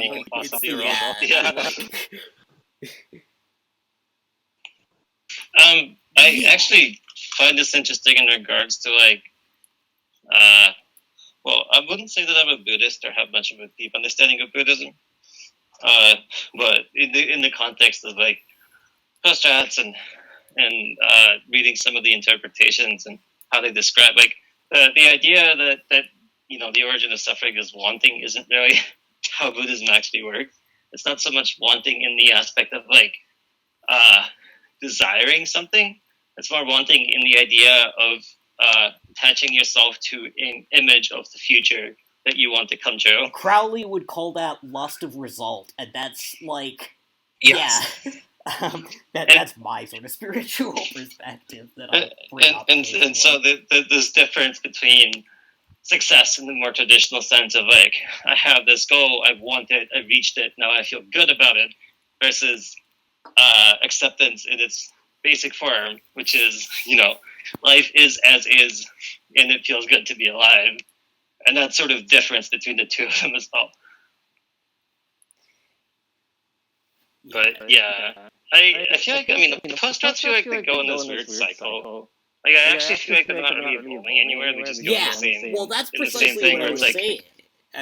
Like shadow work and Jungian shit into, like, all it seems to get them doing is talking about stuff. Like, into, like, Christianity and like group ritual kind of stuff, and then back into like, oh, we should just be normies and work on tech stuff, and then back to the like integration shit. Yeah.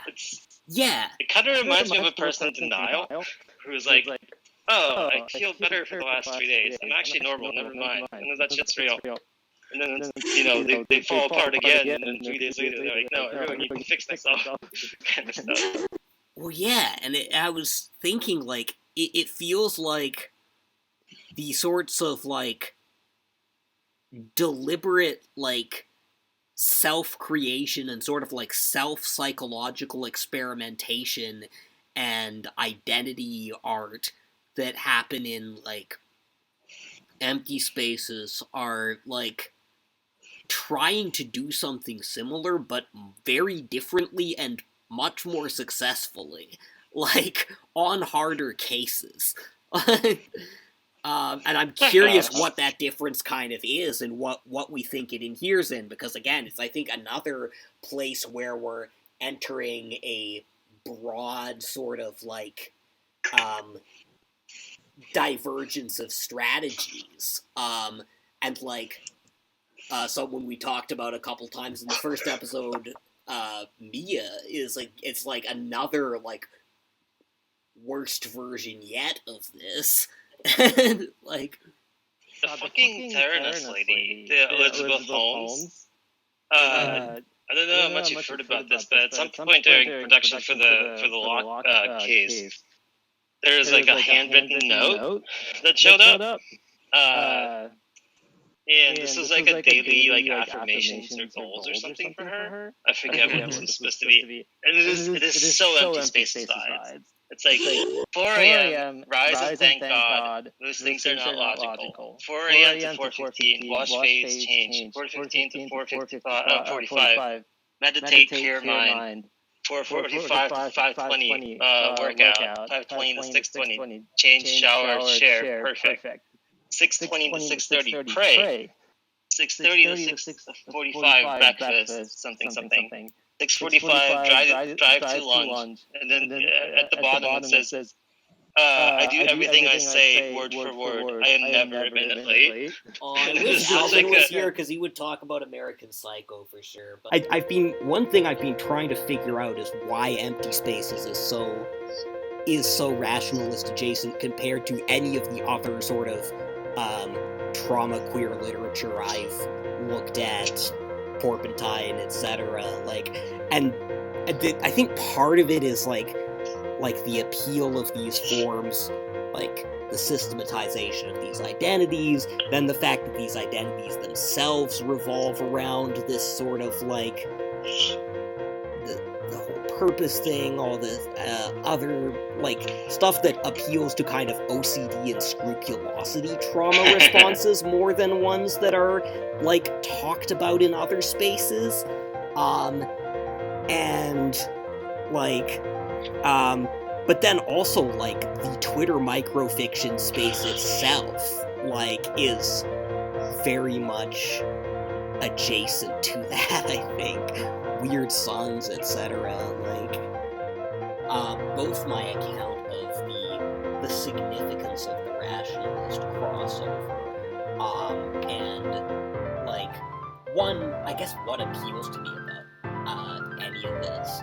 because again I was showing somebody in my program and I showed him like a couple of threads and he was just like, this just seems like sexual roleplay, and it's like, yeah, it does look like that until you learn more. And I haven't even learned that much, but like one, like what feels like differentiates Empty Spaces for a lot from both mainstream trauma literature and even some of the other sort of Traumaqueer internet outsider stuff is the extent to which it abstracts like all of and intellectualizes all of these possible trauma relations. I was also going to say about the rationalist overlap when you were saying like that's like unstable, which yeah, obviously every kind of internet subculture is and has internal contradictions.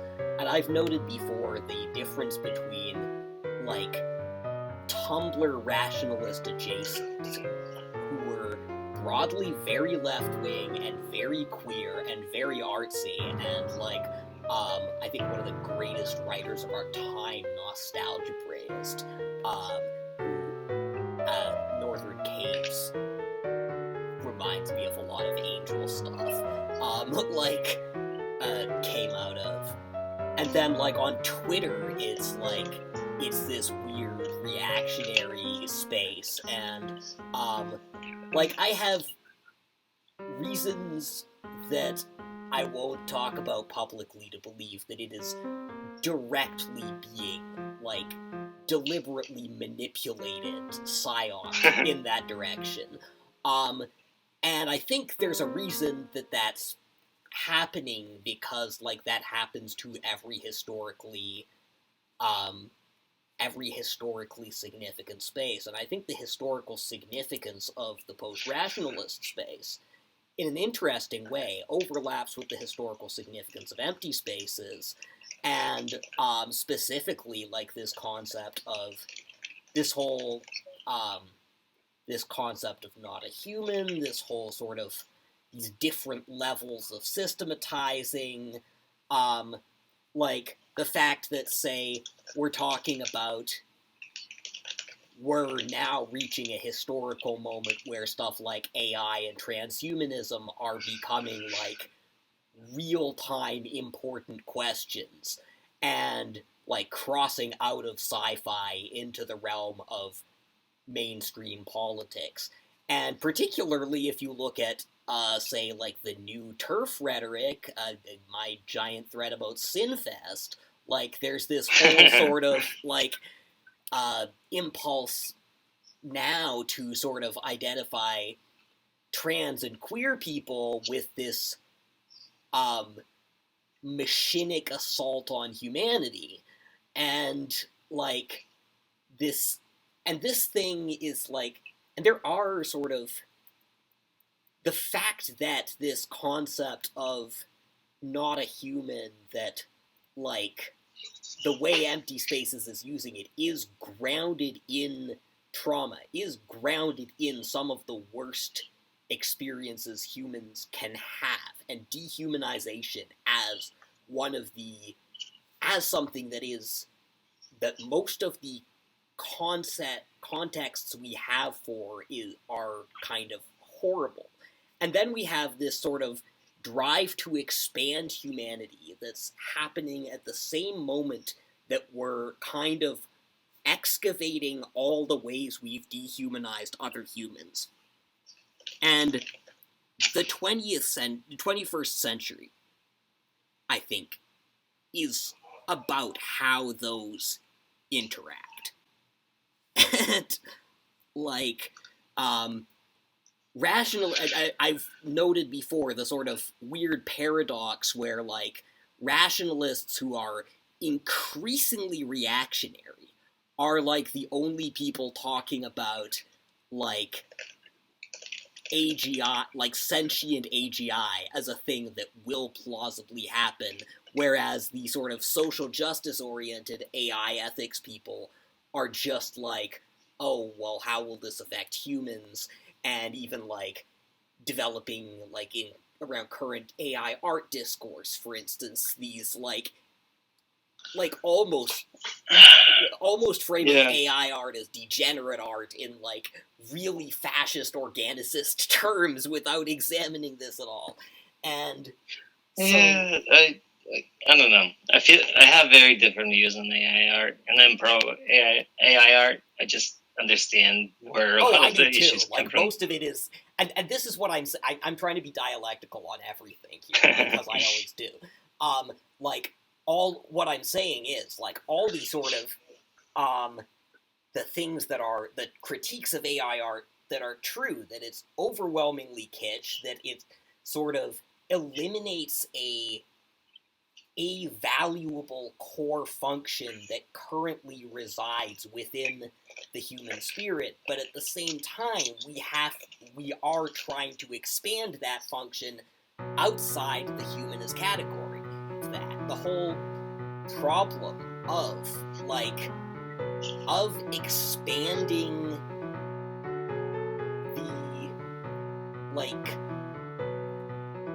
the sort of project of social or even cosmic justice beyond the human without falling back onto, like, the logic of instrumentality, the sort of, like, the Landian, like, the contemporary... I say fall into it.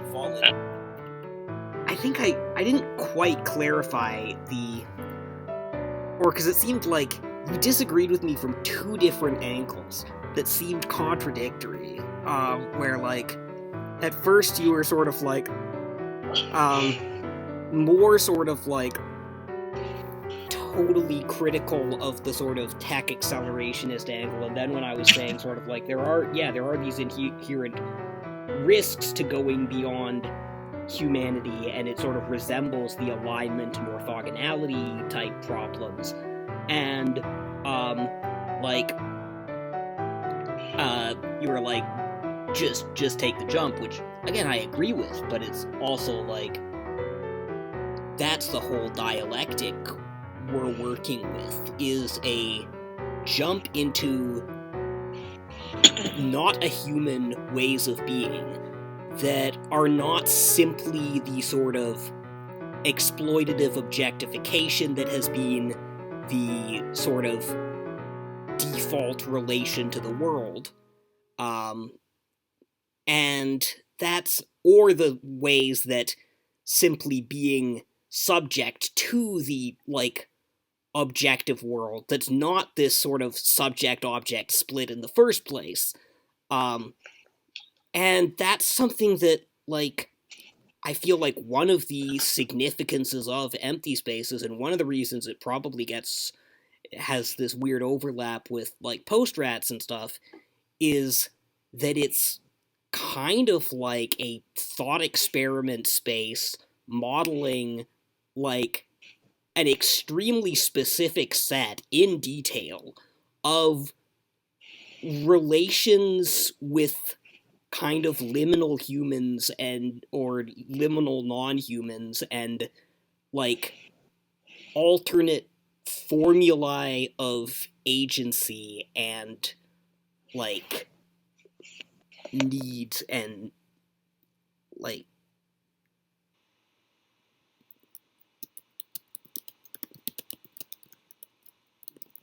As for in general, one like more general thing that I find very interesting is like the eruption of like a sort of like putting it like this way, put it this way, like what Gabe calls the monocult, for instance. Like, I read as very interestingly a sort of bizarre naturalistic inhumanism that comes in the guise of a humanism, in the guise of, like, preserving humanity as, like, an abstract ideal. And then when I look at, like, a lot of, like, techno-progressive, like, AI, post-human, and trauma-informed stuff, what I see very often is like a sort of humanism that comes in the guise of an inhumanism. This is exactly what I'm finding, and what my understanding of the basic alignment is, or the basic dialectic. Go on, but I was just like, that is exactly how I see it.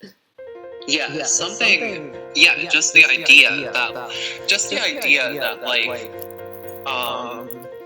the exaltation of humanity as sort of a concept, the exaltation of humanity in the abstract at the very least, lends itself very easily to these very anti-human ethics, this sort of ideal of you have to constrict the idea of humanity to a very narrow range of options if it's going to mean anything at all. You can't be like a cyborg and be human. You can't be like you can't like exit your assigned gender roles and be fully human, etc., etc. And then at the same time, you know, on the other end, you know, I saw, funnily enough, Gabe and I think both saw this in this one context. Just let me see if I can grab it. GPT-3 or something. An open AI model output that was going, strong men create good times. Good times create stronger men. Stronger men create great times. Great times create even stronger men. Even stronger men create amazing times. Amazing times create unbelievable men. Unbelievable men create unthinkably great times. Unthinkably great times create mind-blowingly strong men. Mind-blowingly strong men create history-defining times. History-defining times create world-changing men. World-changing men create universe-altering times. Universe-altering times create reality-bending men. Reality-bending men create time-traveling men. That's basically Haruhi willing Mikuru Asahina into existence, now that I think about it. Time-traveling men create space-faring men. Space-faring men create interdimensional men. Interdimensional men create godlike men. Godlike men create universes. And I was just reading this and thinking, this feels very much like, even if you don't accept like even if you don't accept that like current like AI models are sentient, for instance, I'm not sure I like accept that they're like fully sentient right now myself, but like it really does feel like a lot of AI is just kind of cheering us on. Yeah. And I noticed that a lot of like pro AI people are responding with this sentiment with we're in it. I do want to know. Whatever we want. The prompt for that was to make something ridiculous about that statement. You know. Yeah. It's interesting that occasionally you can dive into like quasi-reactionary conspiracy spheres, for instance, and occasionally find like pockets of genuine acceptance for like people like who would say be categorized as having DID, for instance. Okay, I'm curious what you're talking about now because like I believe it, but I don't think I've encountered this. I can't like pull it up. I can't pull it up like super fast. Like, but there are times I've just gone diving in like conspiracy like spheres, people talking about like Pizzagate and whatnot, and just like randomly come across people like, yeah, I have DID. I guess you could consider me like a plural or a multiple system or something along those lines. And like I see a bunch of like people who are like, yeah, I'm a nationalist, being like, yeah, I accept you for who you are. Like, a lot of people have actually criticized anti-spaces about this. Well, this is where I was going to go, because, like, that critique is obvious, but it is part of the problem we're approaching world historically. Well, I think the criticism is from the opposite direction of what you might expect. It's that empty spaces sometimes hide under the, we're a writers group, we just discuss writing and trauma depictions. Whereas there are certainly some people who feel like they have, like, take these identities and these, like, post-human constructs as much more personally significant. Yeah, that's what I was thinking. It seems in some ways comparable to even, like, there are parts of what I've seen that seem comparable to, like, otherkin type communities. There's obviously the overlap in terms of systems. Yeah. Like, system stuff is far more mainstream. Like, I've been finding, like, people doing that with that sort of identity framework on TikTok, and, like, you know, like, anything has, like, a huge fucking audience there, and it's like, we haven't even sort of started having the social conversations that's going to provoke when it, like, breaches mainstream, and we're not in a good place to do that right now. Holy shit. Like... Why do you say we're not in a good place to do that? I often think of these things as what's emergent. happening with trans... I'm just saying in terms of politically, in terms of, like, imagine when there's parents going to PTA meetings, like, talking about how they... It's less that it's not a good time for this, and more that like people are less willing to have a conversation about like there are different ways to categorize your perception of consciousness or whatever. They're gonna go at it like kids think they're the character from Final Fantasy VII. Sound all of the alarms. I don't know. I mean, this is how it always works, isn't it? Like the idea that progress is made by like people coming together and deciding, we've seen all this stuff. But now these kids are doing this thing, we should sit down and rationally think about this and understand where they're coming from. Like, that's not really the truth in any sense. Yeah, I'm not claiming that. Kids do a bunch of weird shit, and then a bunch of people go, oh my god, this is corrupting the youth, and taking them away from their values. I feel like there is a distinctly reactionary moment happening right now. Like, that's a very common sentiment. But, like... Yeah. This is something that I struggle to engage with, because I almost always just see it as people proposing this idea that, like, mental illness comes from, like, kinning the wrong fictional characters or whatever the fuck. Mental illness happens when somebody watches Monogatari and makes it a part of their personality. Every single diagnosis, like every single psychiatrist session, to just begin with that, with you walking in there and then being like, so who do you kin? Let me know. It'll simplify things. You cut so much time out. You did that. Or, if you say, what the fuck is kinning? They'll be like, all right, go home and watch these 3 things and come back and tell me which one you like. I mean, kinning itself, go home and watch Madoka Magica and tell me which of the girls is you. Yeah. Of course, kinning as an... known that kin people in Madoka is BPD. I don't think I know any single person. I feel like the Madoka wall scrolls just come free with your BPD diagnosis. Funnily enough, I have been diagnosed more or less with what was once known as classical hysteria, but is not BPD, actually conversion disorder. Conversion disorder? And I do have a Madoka wall scroll.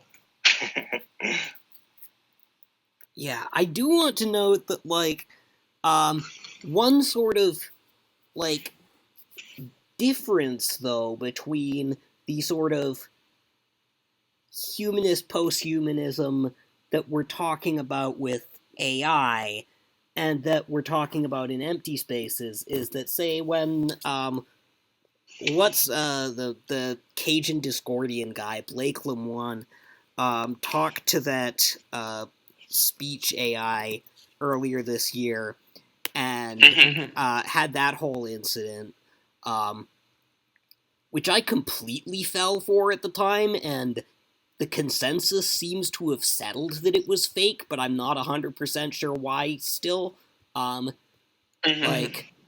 when that happened, it was like,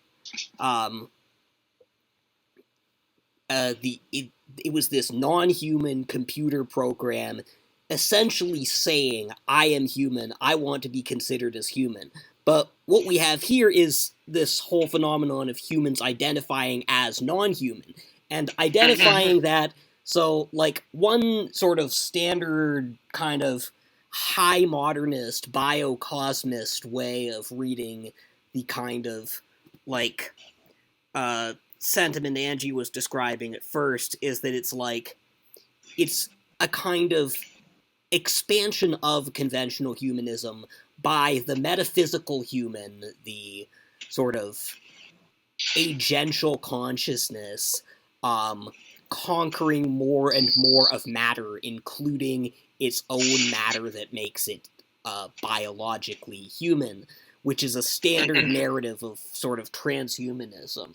But, on the other hand, like, and this is more a kind of angle which I see as linked that I'm more familiar with from, like, climate type and ecological type circles.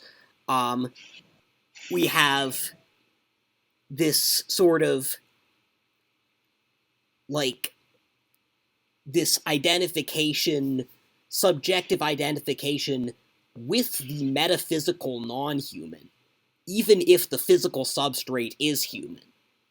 And what exactly that means, and what kind of ethics you can have towards the non-human or with the non-human, is a kind of much thornier question. And in Empty Spaces, it's particularly so because you have this sort of oscillation between something that starts out in a lot of cases as a metaphor for abuse, as a metaphor for, like, violent dehumanization of humans by other humans, and then is also becoming a sort of substrate for, like, explorations of non-human identity.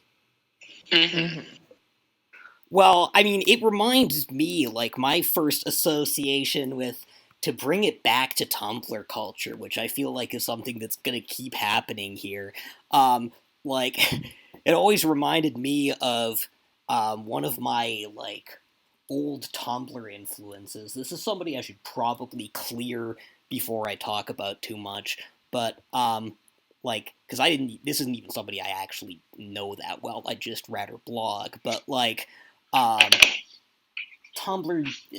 user went by a whole bunch of different URLs, but was particularly, into, like,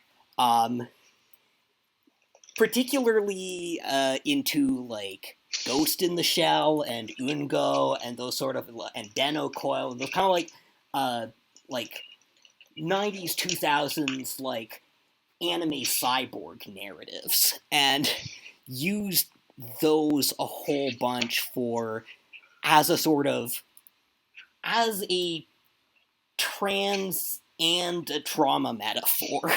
Right. And, like, which, interestingly, she also was, like, very, very critical of, like, otaku sexuality, and has something I go to regularly is essentially one of the strongest steelmen of, like, an anti-type argument I've ever read, but I'm also, like, never 100% sure what its extent is supposed to be, except that it does, and the weird thing is, it does end up turning on, to some extent, it can turn to either a high or low decoupling of fiction and reality, because, like, on one hand, it has this line, like, Sasa Komamori talking about someone from Ungo did not hurt Sasa Kazumori. How could he? Sasa Kazumori was not a real person. He made Sasa Kazumori for entertainment, an artificial intelligence, a created program. It was just code, just writing, just a fiction. That he put that fiction in a little girl's body so he could live out a sexual fantasy with her? Surely there was no crime for fucking fiction. It wasn't real. He made it. He wasn't infringing on anyone's rights. Sasa Kazumori didn't exist. Sasa Kazumori never said no, so who did he try to kill? And there's this whole thing, the sort of critique of, like, specifically, like, otaku sexuality and moe, which is a whole touch point for me. Like, my whole project, my username being moe maximizing super intelligence, I'm trying to find some weird way to, like, sublate and redeem that. But, like, is precisely that there's a sort of bad faith element to it of, like, on one hand, we want to treat this thing like fiction. On the other hand, we want to treat it as real for the value of the fantasy. And this whole thing of, like, simultaneously, like, you'll have people flip between, like, in like any Patrick Galbraith sort of interview, like, there's this constant sort of flipping between, like, we're people who can, like, have real feelings for cartoon characters, but, like, also they're just cartoon characters. And this sort of, like, bad faith is fundamentally the same structure as the bad faith that between seeing a real person as both a real person and a fiction or an artifice or not a person. Right. And again, the Empty Spaces thing also feels like it's trying to flip that. It's taking being a real person who was made into not a person and then becoming a not a person that is a real person, or a real person who chooses to be not a person, or, like, I'm not 100%. I suspect it works differently with different people. Yeah. What I find interesting there is that there have been points in my own life where I have basically identified as non-human, or even attempted very drastic means to escape my own humanity, and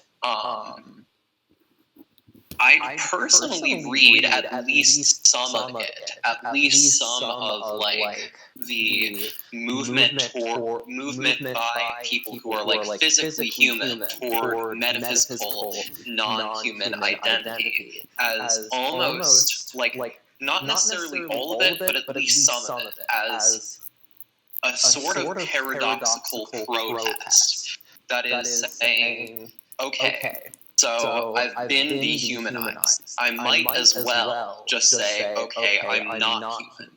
How are you going to treat me? How are you, the person whose humanity has never been questioned, going to treat me then? Well, that's basically what Octavia, or is that the name she uses? Void Priestess. Yeah. That's basically what her thread about it says. I think the formal way. There, Nuisance Collective. Okay, yeah. What they say about it in the big thread I've read on Not a Human, and they're also the collective that wrote that really, really good thread about AI at the beginning of Yes. the year.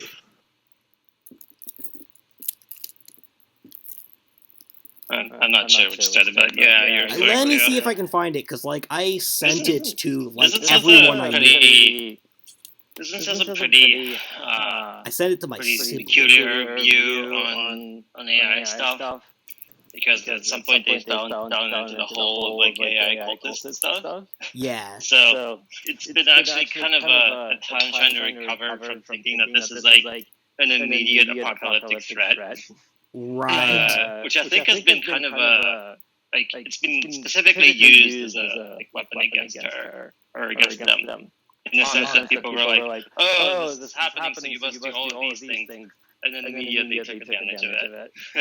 So, I've come across some context for that.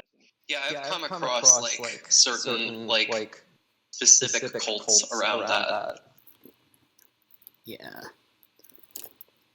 My hot take is that it's a cult all the way down to what's his name? Big Ed or whatever. Yeah. I respect Yud. I feel like I don't know. I mean, I disagree very strongly with him in much of the same terms that Nuisance Collective does. In almost exactly the same terms, in fact. I've been having a series of debates on AI, essentially debates on Yudkowsky's debates with my friend who introduced me to all that stuff, which I'm now writing my thesis on, and trying to essentially convince her that on some level I don't think the orthogonality thesis is strictly correct, because there is a morality that consists entirely of navigating orthogonal values. On the one hand, I agree with that. On the other hand, I also agree with the general convergent evolution principle, which is that basically, exobiology standpoint, any life that arises on other planets is most likely to resemble life on Earth in at least some significant manner, simply because there are only a specific number of ways that you can really build something that will turn into a living thing. And Mercenary Planet is very much my attempt to disprove that, because it's my attempt to, imagine the most alien aliens possible, and have them, again, human in the very broad meta sense that, say, makes fiction possible. And the reason I disagree with it, or I'm trying to artistically disprove that, is simply because I think it would be boring. However, I think there are, like, convergences and divergences, which are, like, throughout possibility space, which are essentially equivalent to the occult concept of union and dissolution. And, like, exactly where those convergences are is the entire debate and the entire problem of ethics or alignment in a post-human space. Like, the whole Yudkowskian AI thing is founded on the idea of the instrumental convergence, which is, like, the convergent set of actions any sufficiently intelligent actor will take to achieve its terminal goals, which is essentially overwriting of reality, or rewriting of reality. And whether an instrumental convergence, or to what extent an instrumental convergence exists separate from, say, an ethical convergence, or an aesthetic convergence, or all these other kinds of convergence that are imaginable, like, is sort of the question, and to which of these convergences are stronger attractors, in what interactions, is the entire question. Well, the other thing is that I'm also simultaneously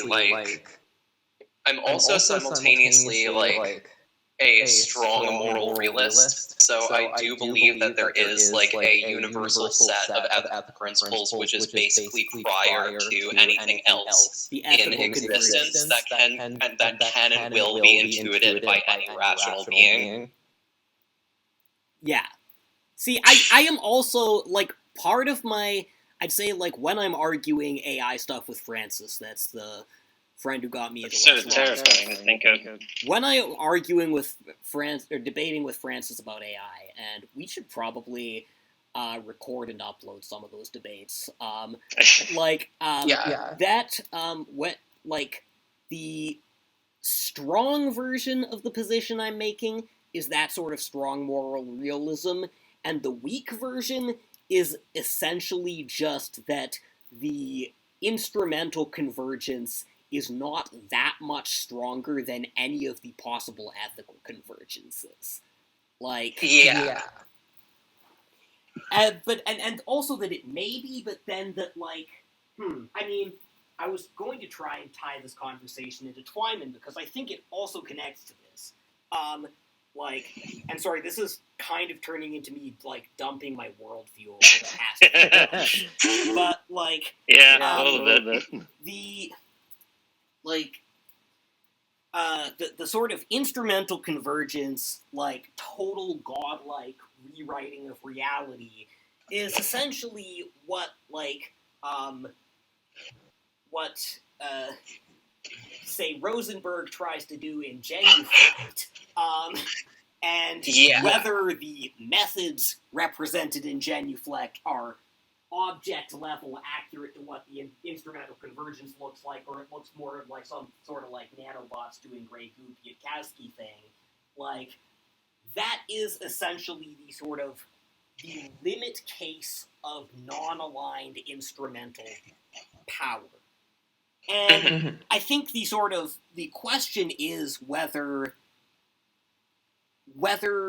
the ethical convergence can somehow transcend even that limit case, which I think every really compelling representation of that, like Evangelion or Utena, has shown me it can in some way. That's kind of impossible to... I think almost impossible to intuit, because it is different in any context. It's not, like, object-level convergent. I mean, like, if you subscribe to the occult worldview, like, for one, part of the difficulty is that essentially humanity is constantly facing instrumental convergences and, like, ethical divergences from other humans who who can and who will, who have the ability to, and often do, attempt to secure godlike power for themselves, even if it does mean destroying everything. Full disclosure, this worldview is, like, not trivially informed by a few psychotic episodes I've read, but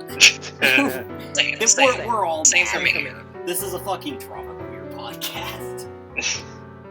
And again, to Yeah, back to I don't the know. kind of thing, like, I think the fact that Traumaqueer literature, like Empty Spaces, is pushing into this sort of like liminal ethics of the human and the non-human that emerges at this technological and ecological moment is related to the fact that trauma and queerness are both part of the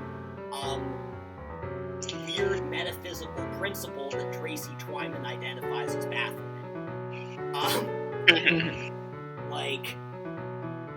And that those, like, the convergence of those things or the combination of those things in particular ways does kind of generate the reactionary narrative about them. Like, the reactionary narrative that, like, the queers are doing trauma and are maybe generated by trauma, but are also, like, turned into, like, engines of further trauma to our innocent children in the sort of, like, groomer panic, QAnon, etc. sense, is, like, it is a representation of a relation that is possible in, say, the rituals where, like, children are abused in order to overturn the pillars, in order to sort of queer the structure of reality. But that's not the only possible relation between them.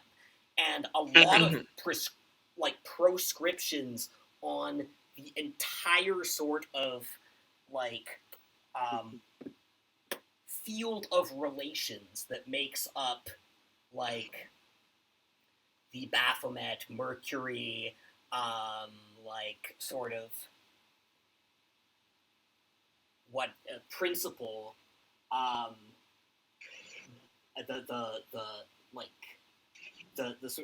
what does Eliphas Levi call it in terms of, like, the sort of force? The universal agent? Yeah, the universal agent.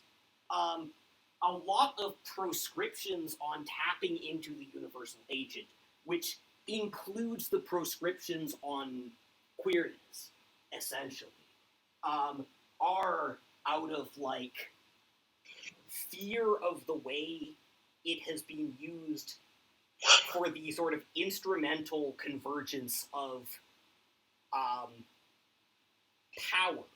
But those also are what oppress it. Its use in that form of power is the basis of oppression. That's what, like, the Rose Bride being at the center of Otori is. And yes. I was just about to mention, months ago, you mentioned to me that it seems like Baphomet represents what you call sort of the child energy that is enslaved by Saturn. Let me, if you don't mind, if I try to, like, break down some of, like, the more obscure terms we were using earlier. Let me see. Like, when Gabe was mentioning, like, when Gabe and I were, like, mentioning the term, like, the universal agent, so, like, there's an old concept in, like, magical philosophy especially, that, like, the world is suffused with a sort of substance that is neither, like, totally good or bad in itself, but which acts as a form of power for life and death, and especially is, like, useful in, like, exploring the extremes of experience. So That's what like the idea of the universal agent refers to. And so like whenever you affect like a magical action, it's supposed to be basically you're acting with the universal agent. And the significance of Baphomet, which is like you've probably seen like the drawing of like the person with a goat head and breasts and like a caduceus phallus and whatnot. The image towards wolves that raised me were from X, so I definitely know what a Baphomet is. Yeah. So that's like obviously, you know. I'm a little more lost on what you meant by trapped Saturn energy, though. Okay, so obviously, like Baphomet is sort of like the hieroglyph of this universal agent. So like it's the union of opposites, good and evil, male and female, what have you. So like the Saturn stuff, the trapped Saturn, the like child energy enslaved by Saturn stuff is basically like you go back in world mythology and you find like this sort of recurring myth in a lot of different cultures of basically like the figure of like the father who like devours the children or slays his younger brother or something along those lines, and makes like a sort of self-contained paradise for his own subjects. And this is like bound up with like the mythology of like kingship and monarchy and power and patriarchy and whatnot. And simultaneously it's bound up with like, you know, Gnostic cosmology. So like if you go back to like the first and second and third century Gnostic cosmologies, you'll find like this model of the universe as it exists, where like you have the inner plane of the material world and then the seven spheres, like the moon. So the seven spheres corresponding like roughly to astrological layers of like the moon, Mercury, Venus. The moon, Mercury, Venus, the Sun, Mars, Jupiter, and the outermost sphere being Saturn. And in the Gnostic, and traditionally speaking already, you know, Saturn is associated. Saturn is like the astrological influence is associated with like sluggishness, leadenness, death, power, a certain form of like vengeful, assertive, aggressive masculinity as well as the power of time, because like from a partially because like from like a very basic like astronomical perspective, looking at Saturn from Earth, it appears to move very, very, very slowly. From our perspective, in contrast to like the quickness of the moon and the sun and whatnot. So, in like the Gnostic understanding, Saturn was like the sphere in which sat like the demiurge, the figure of like the angry, impotent false creator who tyrannizes over all the lower spheres. And if only you can break outside of the sphere of Saturn somehow, that means that you can access like the outer spheres, the hyper-Uranian spheres, in which you can find like the true divinity, basically. And so like the basic idea of what we were referring to with like Baphomet as basically like referring to this child energy enslaved by Saturn is in effect like the idea of this sort of patriarchal, gerontological, not gerontological, this patriarchal gerontocratic ideal of force and pure power and whatnot, containing and using this energy of that is basically sort of neutral for its own purposes. And the idea of like Baphomet as like the energy of the child, like figures here, specifically because you also have in occult lore the figure of Harpocrates, or Horus the younger, Horus the child, who is understood as the person who avenges the death of Osiris and the evil king Set by defeating Set in a series of trials. One thing about the figure of Saturn in occult lore is that Saturn kind of simultaneously represents Osiris and Set. So the idea of the law-giving king and the law-giving sacrificial king and the slaying vengeful tyrannical tyrant are kind of two sides of the same coin in this perspective.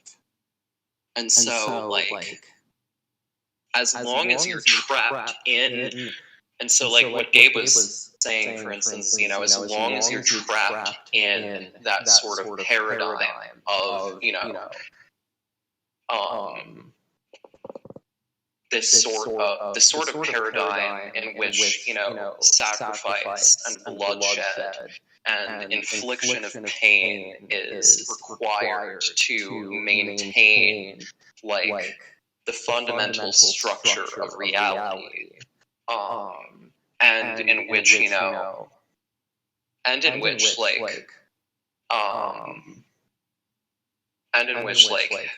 trying to think further, and in which the only true freedom and true power is to be found through domination, through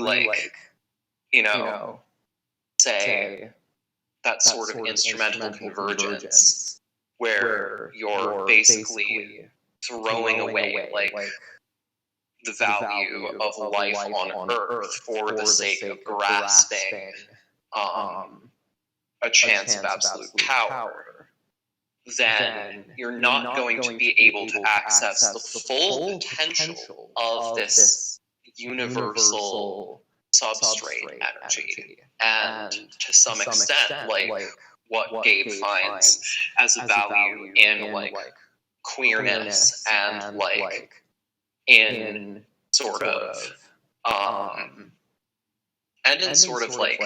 conceptualizing trauma from a traumatized perspective is the potential for engaging with this universal, with the universal agent in a way that exceeds and sort of dialectically goes past this paradigm of sacrifice and power and infliction of domination.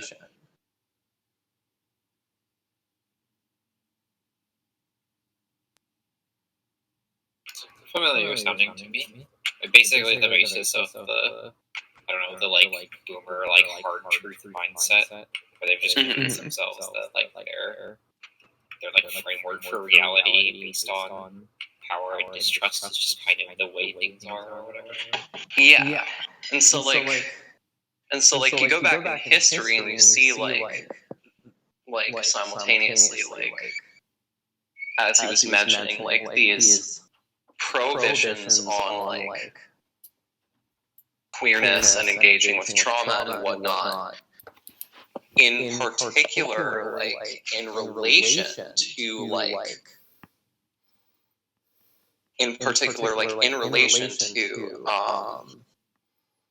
their ability to their ability to interface with the universal agent. And part of that is because, like, of the abuses of that are possible with the universal agent. For instance, like,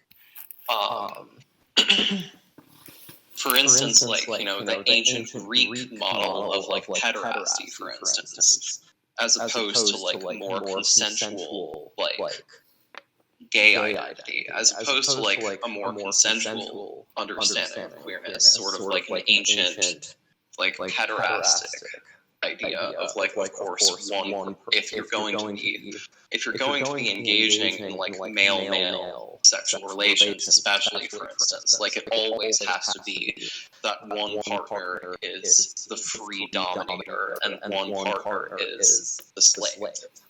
Well, sure. It's almost literally going, like, which one is the woman, right? Yeah. And so, like, that's part of, like, that ties into, like, trauma itself, in a sense, focusing on, like, Gabe brought up the novel Genuflect by Tracy Twyman, which both Gabe and I have read all the way through. It's a riveting, if kind of poorly written novel. You can tell that the author is not really used to writing fiction. She is way more used to writing nonfiction. And it's very intriguing, because the basic plot of Genuflect is that Tracy Twyman's self-insert Pamela Auger gets invited to London to give a talk on the subject of Baphomet and the Knights Templar and whatnot. And in the process gets sucked into, like, what turns out to be a guy named Blake Rosenberg, who is a thinly veiled allusion to Michael Bloomberg in particular,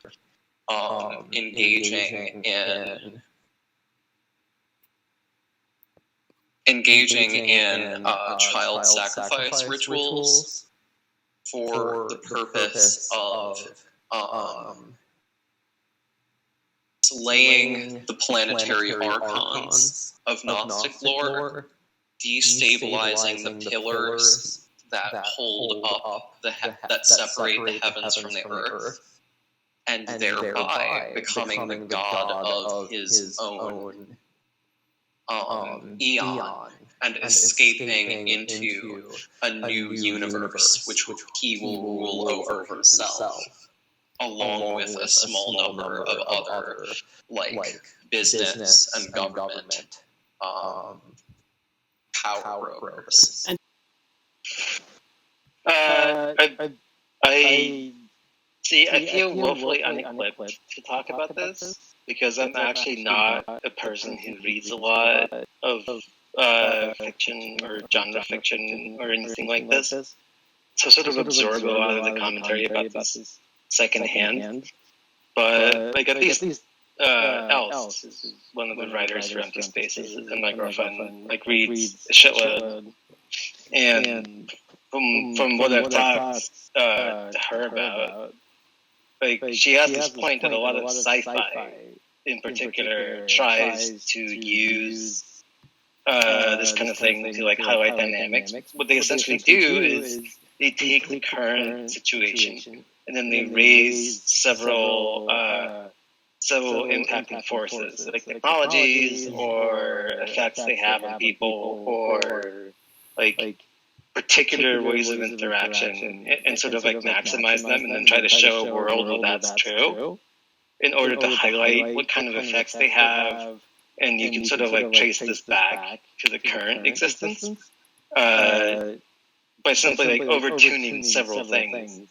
Weirdly enough, that's almost like what the sort of like paperclip maximizing like AI model is. It's like it takes one reified thing as its fixed sort of value thing and then through a kind of instrumental convergence just like maximizes the impact of that over anything else instead of things changing in relation to each other organically. The paperclip maximizer, I feel like kind of falls into this, where it's like it's a criticism of something that maximizes a single heuristic function above everything else. But a lot of sci-fi doesn't really focus necessarily on the maximization process itself, so much as it focuses on like, what kind of effects the influence of this particular thing have. And so it's like, it's the joke about the turbid nexus, where it's like, if you take this thing to its very extreme, you will create this awful, awful thing. You create this turbid nexus. And then people reading sci-fi, which don't understand the way sci-fi works and the way that it is used to criticize existing conditions, are like, this is really cool. I'm going to build turbid nexus. Well, but it also kind of plays, and on the other hand, it also kind of plays into a centrist dynamic, where it's like, the only way to change anything from the present, which is an intricate, complex balance of multiple factors, is to, maximize one extreme to the point that it, just violates everything else, so we better not change anything. And that's kind of that's the conservative place it feels like sci-fi has kind of ended up under capitalist realism. Including sci-fi that is supposedly progressive insofar as it is defending a liberal compromise.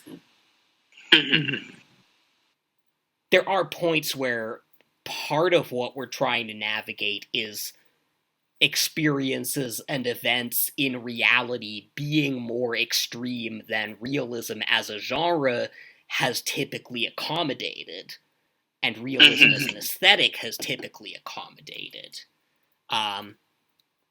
I think that almost inherently pushes to the limits of realism as an aesthetic and accounts for some of the sort of cross-pollination with genre fiction, which is very much dealing with, which pushes these extremes as a procedure within narrative. But, and will often end up being sort of the only thing you can relate to compared to realism. On the other hand, realism has its own sort of, its own trauma plot, and, sort of claims to represent that.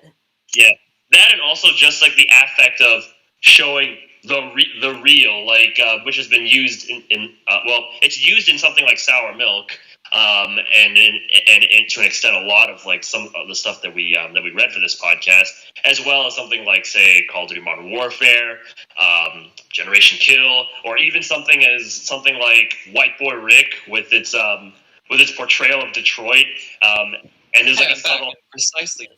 Psycho Nymph Exile kind of reads like a Generation Kill if everyone in the world was a trans woman. Yeah, I figure one issue with a lot of mainstream writing, whether realist or genre, about trauma. Part of the issue that you run into is you keep ending up with things that are probably genuine on some level, but still feel hackneyed. Right. And that's itself part of this, paradox of pushing the limits of realism, which is itself this kind of, dialectical synthesis convergence that balances elements, that corresponds to standard humanity. In a way,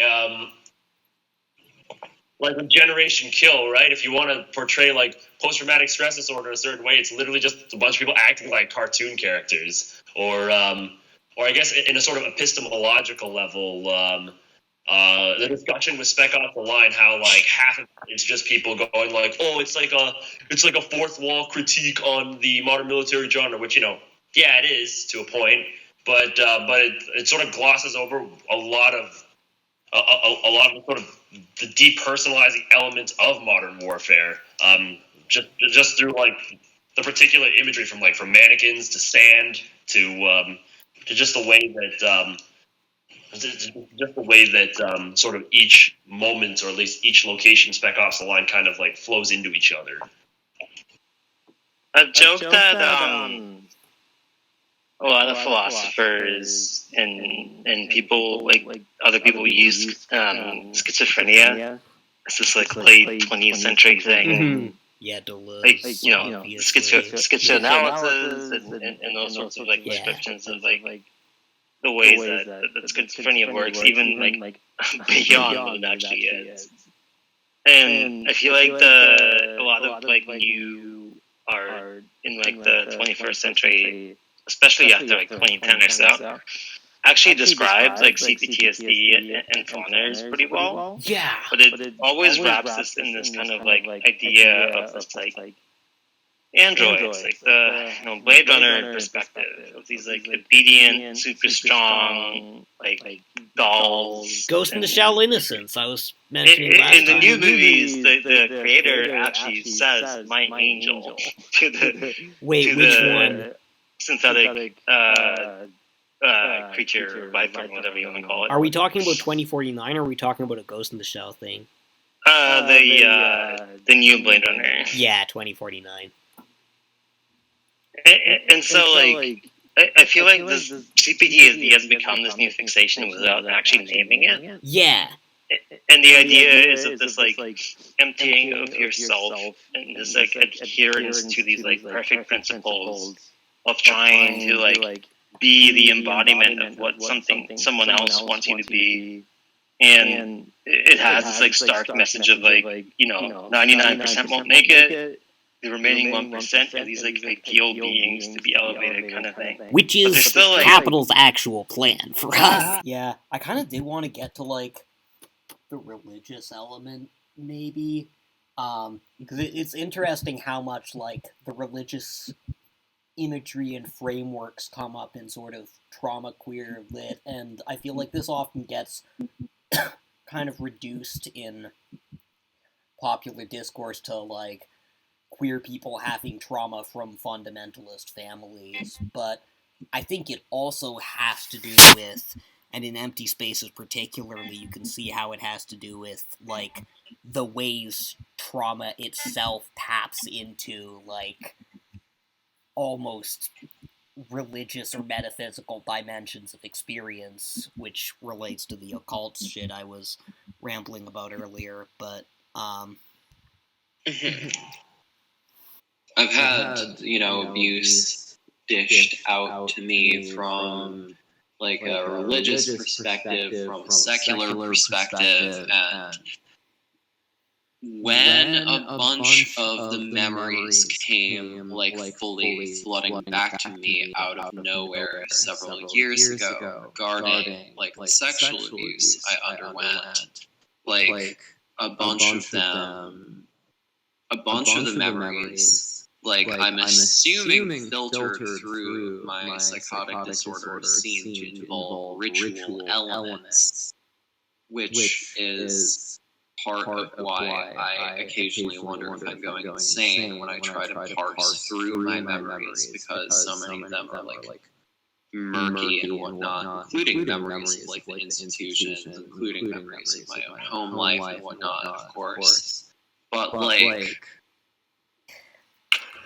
most of my thoughts have to do with the angle of like just people coming from religious trauma with their family and stuff. That is a big part of it, sure.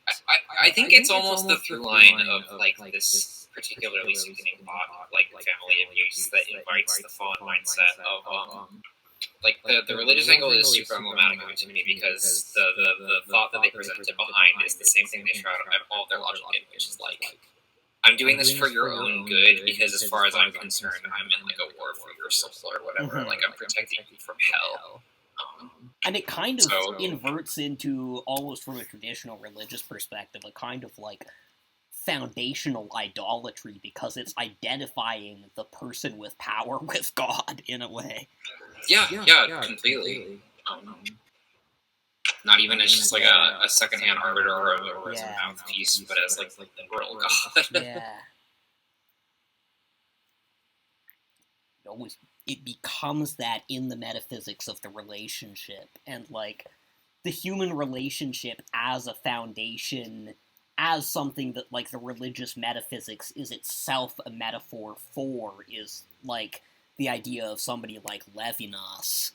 And there's almost a sense in which like religious abuse is kind of like an abuse of that oscillation between the metaphor and the human relationship.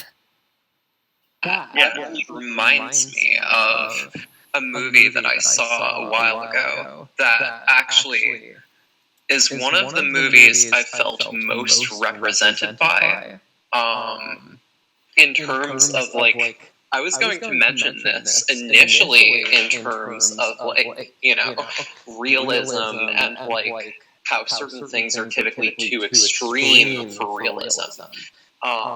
Very often is the 2007 or 2008 French horror movie Martyrs, which is in particular about, like,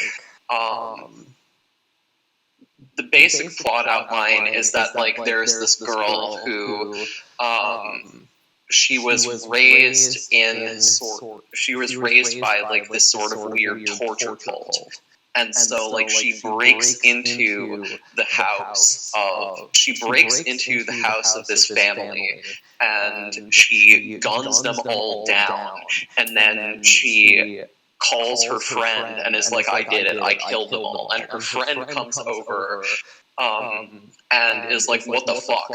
Like, everyone's dead. What are you expecting me to do? Okay, you're my friend, so I'll help you, like, clean up the bodies. But, you know, then the girl who gunned them all down just kind of, like, kills herself out of, like, delusional, out of, like, while having, like, a psychotic episode. And then, like, her friend is, like, the only person who's alive in this house, seemingly. So she, like, is looking around trying to figure out, okay, how do I dispose of these bodies so that, like, my friend doesn't, like, you know, how do I dispose of these bodies so that my friend doesn't, like, go down in history as, like, a murderer or whatnot, and so that I also don't get picked up by the cops on suspicion or something.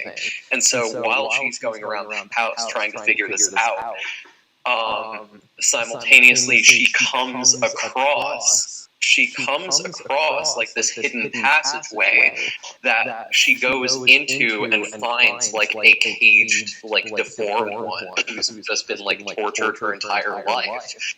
And she comes and she finds this woman, and, like, part of the reason I love this movie is because it, like, treats this, like, caged, deformed woman with, like, a huge amount of empathy that you don't normally see in horror movies of this caliber, or in, like, any mainstream stuff of this caliber. Like, in the story I found really striking about this, like, it's like the opposite of what we normally see with this trope. Instead of, like, the suffering being treated, she's like an inverse, like, Angra Mainyu. Instead of being, like, all the evil of the world, she's being treated as something loose and then bullied by all these weird rich people doing this to her or whatever. Yeah, exactly. And, like the very interesting thing is, like, so, like, what happens is, like, after discovering, like, this secret passageway, like, of course, like, the main living girl, like, becomes the main living woman, just, like, gets, like, captured by, like, the weird rich people cult, and is sentenced to torture herself. And the rich people cult, this is sort of the central dichotomy that they have, which is that, like, what they do is that they take particular young women and subject them to absurd amounts of torture, including, like, skinning and beating and whatnot, because they believe very specifically that, like, the majority of people they torture in this scenario are what they call victims. and these victims will just be broken by the process. They're never going to amount to anything. They're basically worthless because they can't get anything out of being tortured. But the main woman becomes what they term a martyr, which is sort of like this idea of if she gets put under enough torture and enough torment, stress and pain and trauma and violence and whatnot, eventually that psychological and physical trauma and pain are going to transmute in her into sort of a connection with the divine, a connection with the unseen. And they believe that this is like extremely rare and that this is their life project to like torture people into forming this connection with the divine so they can know what is truly out there. It's funny because this is almost like on one hand, yeah, this is obviously like really comparable to the sort of like the baptism of wisdom and all that like shit we were talking about earlier. But also on the other hand, there's almost like this extremely like mainstream trauma plot type stuff, and like there's this weird vulgarized version of this question, which is something like I've had also obviously hang-ups about for a long time, about where like I'm like someone who feels like on one hand I don't really have trauma in any obvious recognizable sense, and then I've always had this like self-harm desire to essentially inflict some on myself in order to attain this like wisdom. And then there's like the extremely vulgarized version of this in the whole sort of mainstream like just idea that like you have to like disclose your trauma to like have the authenticity to talk about this or that thing, and the whole sort of confessional model where the trauma conveys on the speaker a kind of like a kind of authenticity that can like compel people to listen, and the whole like the whole sort of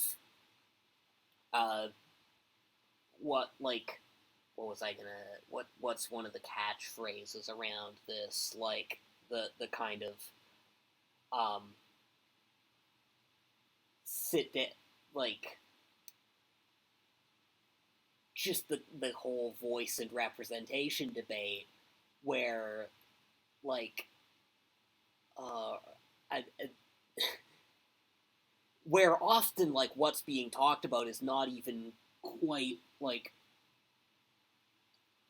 what's permitted to be represented is still very much in like the upper rungs of kind of like what trauma people have actually experienced in society, but also like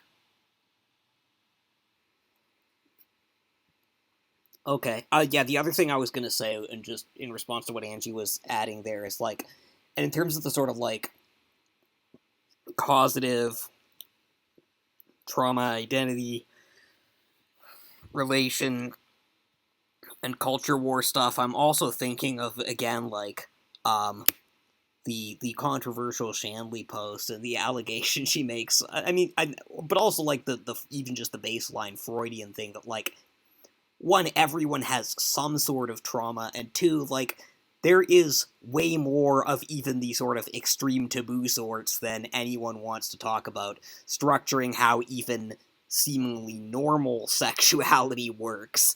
So the response, I think, to the sort of like the are kids being groomed into being gay thing, or like are kids gay because they were molested, it's like, well, probably as much so as any given straight person, or any given, like, we don't know what healthy, like, anything looks like, and we can't know without actually going through our relation to trauma, and that's what I think trauma queerness being a queer relation to one's trauma is like an agential, but also sort of like not in a domination sense of agency relation that undermines the relation to trauma that is supposed to perpetuate the cycle of trauma. I actually was just thinking about something vaguely similar to this, and when we were talking about the issues of looking at this kind of thing and wondering if you are just kind of like essentializing your own abuse or whatever, like you're making it like so core to your experiences that like it's just who you are or whatever. I would argue that almost people who talk all the time about their trauma are like moving in the opposite direction, just in the sense that they are more aware of and they are more adept at handling these concepts. Like they embrace the reality that like so much more of social interactions than people are willing to admit are about like redefining your boundaries for the convenience of others.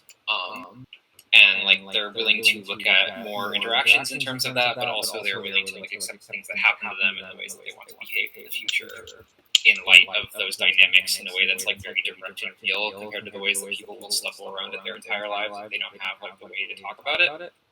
And I almost think about this as like one of the few like benefits of I say make CPTSD the next thing after schizophrenia that gets way too intellectualized and converted into some sort of like analysis system. I say just go for it. It's already happening. I have one like final on-topic question, and I can leave it to Alice. And but I also wanted to like just before I went on here, I saw some tweets about like empty spaces getting big and like critiquing growth mindset and the sort of fear of what. And I'm like, I'm curious, like what you see as like the future for something like empty spaces, but also like a broader Traumaqueer thing, because on one hand there's like it is something that we seem to have established in a lot of ways can help people, and you like seeing people get into it who don't necessarily have something anywhere else. On the other hand, like we've covered quite a few of the risks of like mainstream co-optation or just mainstream exposure, the black dresses, TikTok thing, etc. Like how does one balance this? And this is also something I'm approaching with Andata, is like I'm someone who has with Andata very much a growth mindset, but I'm also like I am trying, the reason it exists is to preserve it from preserve people's art that I care about from the Molochs of growth mindset. I mean, I don't think people will agree with me. I think that I do not think that it represents empty spaces, or even the majority of the opinion. There's no leader of empty spaces. But I personally have a very like I myself have a very like this is the kind of thing that can connect to a lot of people, and I think that like Gen Z like as it is like more queer, more traumatized, as we're going through like the coronavirus pandemic and all the trauma that results from it. I actually think that like climate change, I could see empty spaces become an art movement. Yeah. In like a greater sense, like sort of like dehumanization, sort of like openness about what you've endured. This sort of like storytelling that tries to play out the dark parts rather than fit in kind of stuff. A lot of this stuff I can see as a particular artistic movement, and personally, I like that. I do not like myself, and this is very different from a lot of people in empty spaces. Like a lot of people are like, "Oh, this is a really nice community. I want this community to exist. Greater exposure would lead to like more like washing out and more problems with that. I want this to be like this like corridor that takes it seriously and has all these like certain like understandings that people share and discussions kind of stuff. But I used to approach some of this talk of growth and Kate talking about this as like an art movement that can expand with like a little bit of dread. And I think that was mostly just like the defensive mindset I had when this all started to grow. I felt like I suddenly had something that was really, I don't know, like a personal piece of like mythology going like pseudo-viral. Now that I've like tempered that mindset a lot more, I feel significantly better about the idea that it's like spread like that. Although I don't know. I did have to look up the thread that was being talked about in terms of like growth mindset, and the person who posted it has talked to me in particular about their own frustrations and the way that this community has like grown in a way that strips a lot of the context out, which I can sort of see and agree with, but also grown in a way that's kind of like means that all of the new people don't have the same, I don't know, like the same like connection. And it's not about proximity, and it's not about like time spent. It's about like people who have spent like long enough like ruminating on like the terms involved to have like a deep personal or spiritual connection to the idea of like stillness or whatever. And they don't see that, and like people who just come in and become the new ranks or whatever, they almost feel like that's like kind of like mocking their thing or something. And it's a feeling that I have processed at some point in this, but at the same time I feel like it's almost like one step away from just like normal gatekeeping. Yeah. But I'm not myself like that. Like I play fast and loose in a lot of ways in my own life. So I like the idea of this growing, and I like the idea of this like expanding past the like hard discussions and these like deep stories into an aesthetic thing, because I think it establishes sort of like pipeline.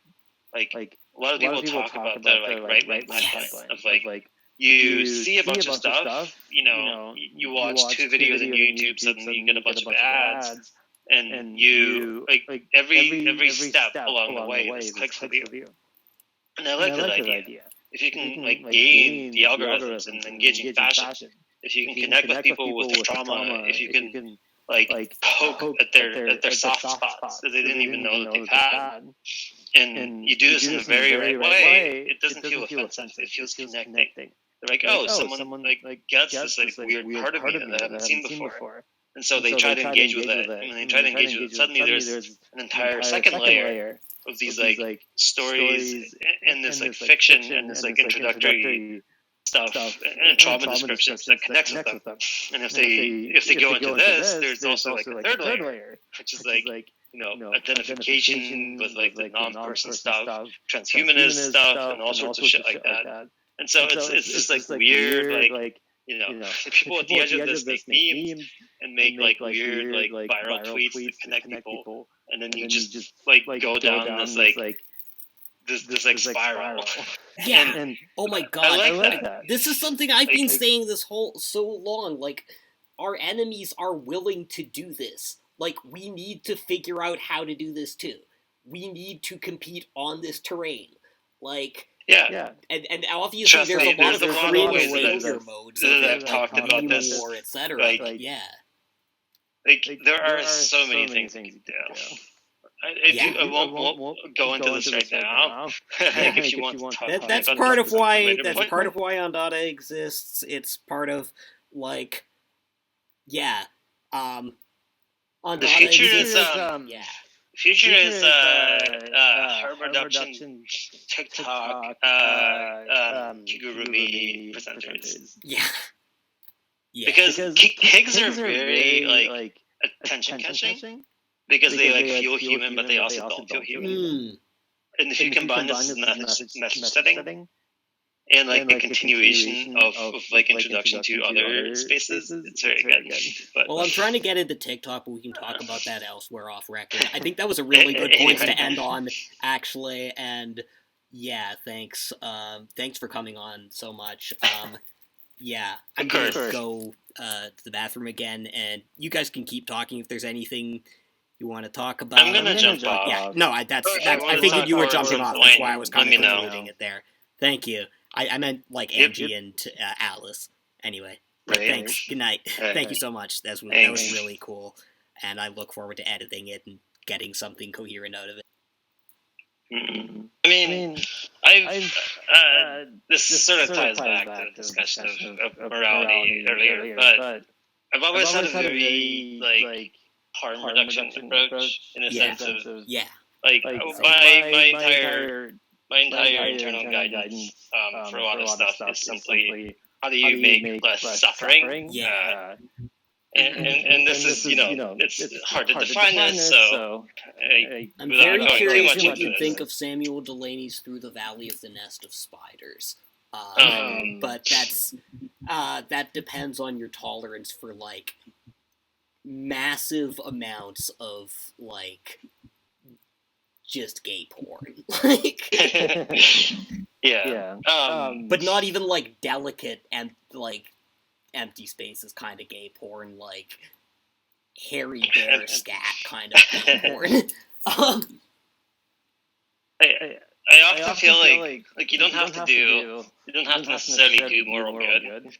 If you can simply provide alternatives that are more helpful or useful or less damaging to people who are already engaging in something. A lot of this comes from drug use, where it's like, if you're homeless in San Francisco and a lot of people are doing like street opioids, and a lot of the supply is cut, so you constantly have either dirty drugs or you don't know what strengths they are, or what particular fentanyl analog is in there, whatever. If you can simply be like, okay, we're not going to try to like force you to get clean. We'll just you can show up, and if you want clean heroin, which feels better than fentanyl for most people.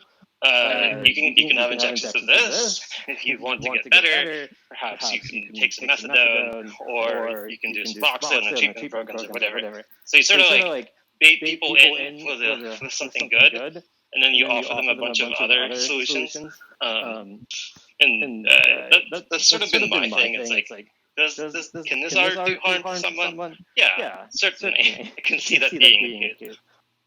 But the kind of people that it might do harm to are also the kind of people that may fall into something much worse if they simply go out and are like, I read a bunch of porn blogs and saw a bunch of stories about how, total power exchange is good. No, that's been one of my sort of... That's been one of my biggest critiques of, like, Puritanism, is that essentially all it does is, like, shoots in the foot the development of an independent queer erotics, and instead, like, drives anyone who's, like, looking for transgression or looking just to get off to basically, like, the worst, most unregulated, but also most, like, regulated by financial and, like, gender, class, etc. power, like,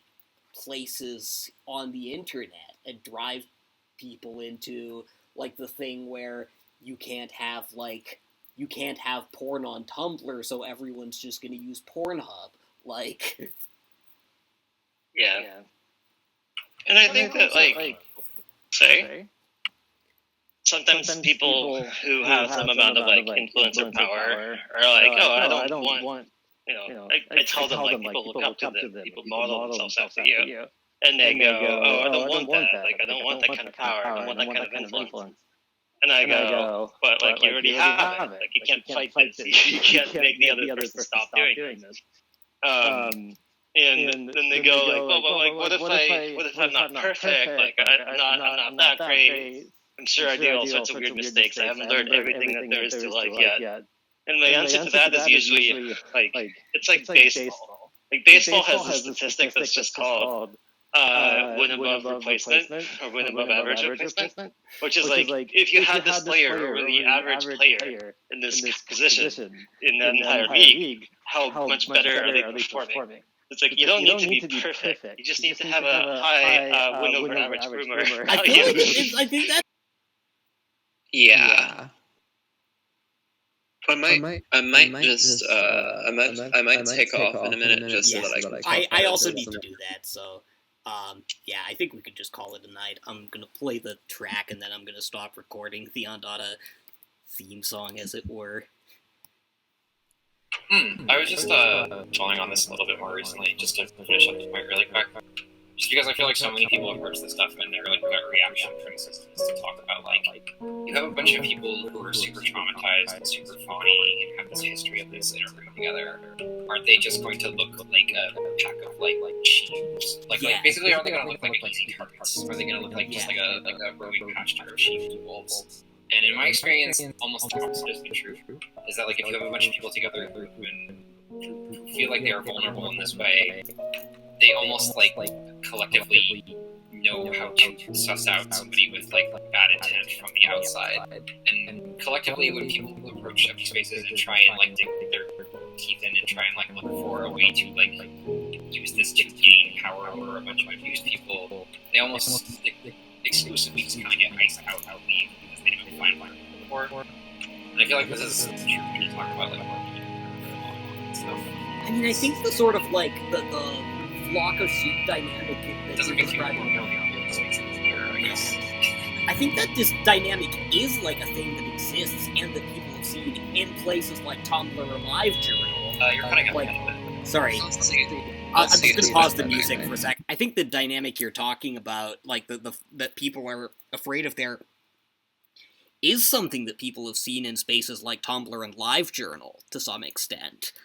Like, and I think, again, we haven't even really broached why empty spaces per se might be more resilient, and I think that's a thing to try and figure out, like, what constitutes, like, a resilient community for traumatized people.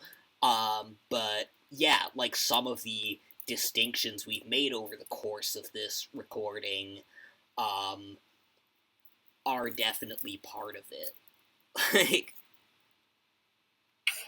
okay, I'm gonna stop recording before we go off on another tangent and go all night. Thanks for letting me drag it out one last time. No problem. Thank you. I had a great time. Thanks for having me on. You too. I've never really made an audio experience like this, so it was a really fun experience. I'm really looking forward to the final edited version, even though it's still going to be a mess, but it's going to be a great mess. All right, good night. Sounds fun. Good night.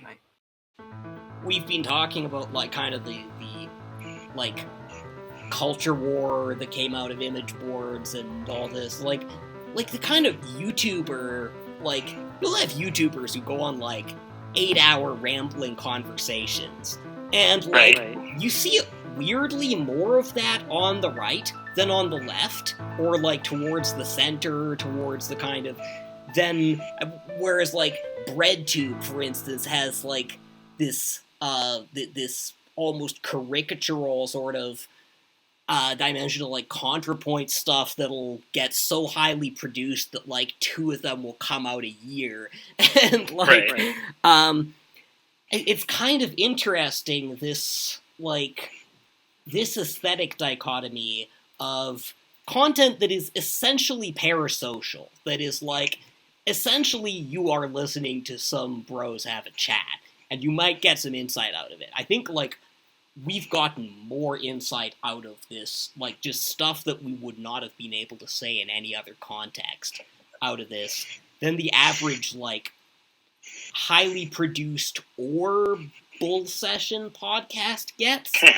But, like, the bull session mode being kind of more dominant on the right and also on the kind of more male-dominated side, and it's like, it comes from, I feel like, there's this sense of freedom that you have with privilege, and there's this weird sort of, like, trap culture war where, like, this sense of freedom itself gets stigmatized as something privileged. I think this is one of the underlying dynamics of the squeakcore thing, which I'll talk about next time. Like, I remember when, briefly in 2018, like, the height of YouTube debate politics, I sort of wanted to get into that and just could not force myself. I just hated the format too much and, like, the people I'd probably have to interact with too much.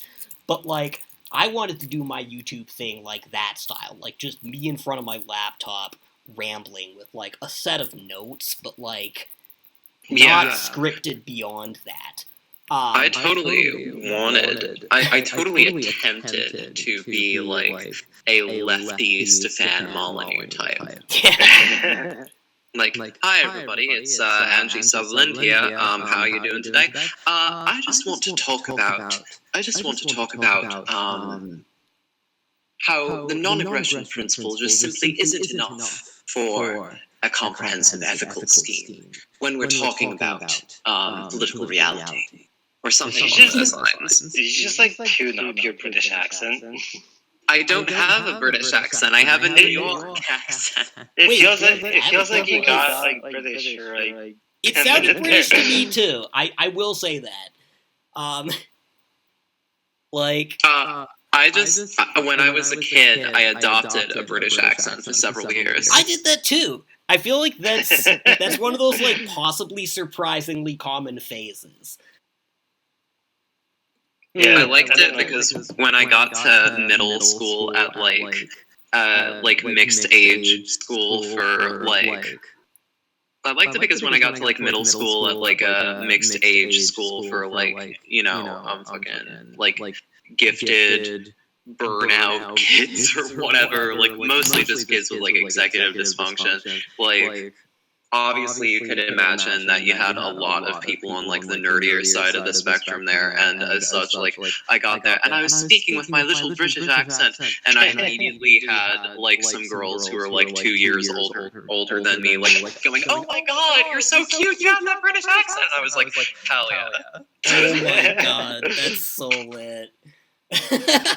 I'm just like, I've had experiences adjacent to that, but not quite that. And that's like... Anyway.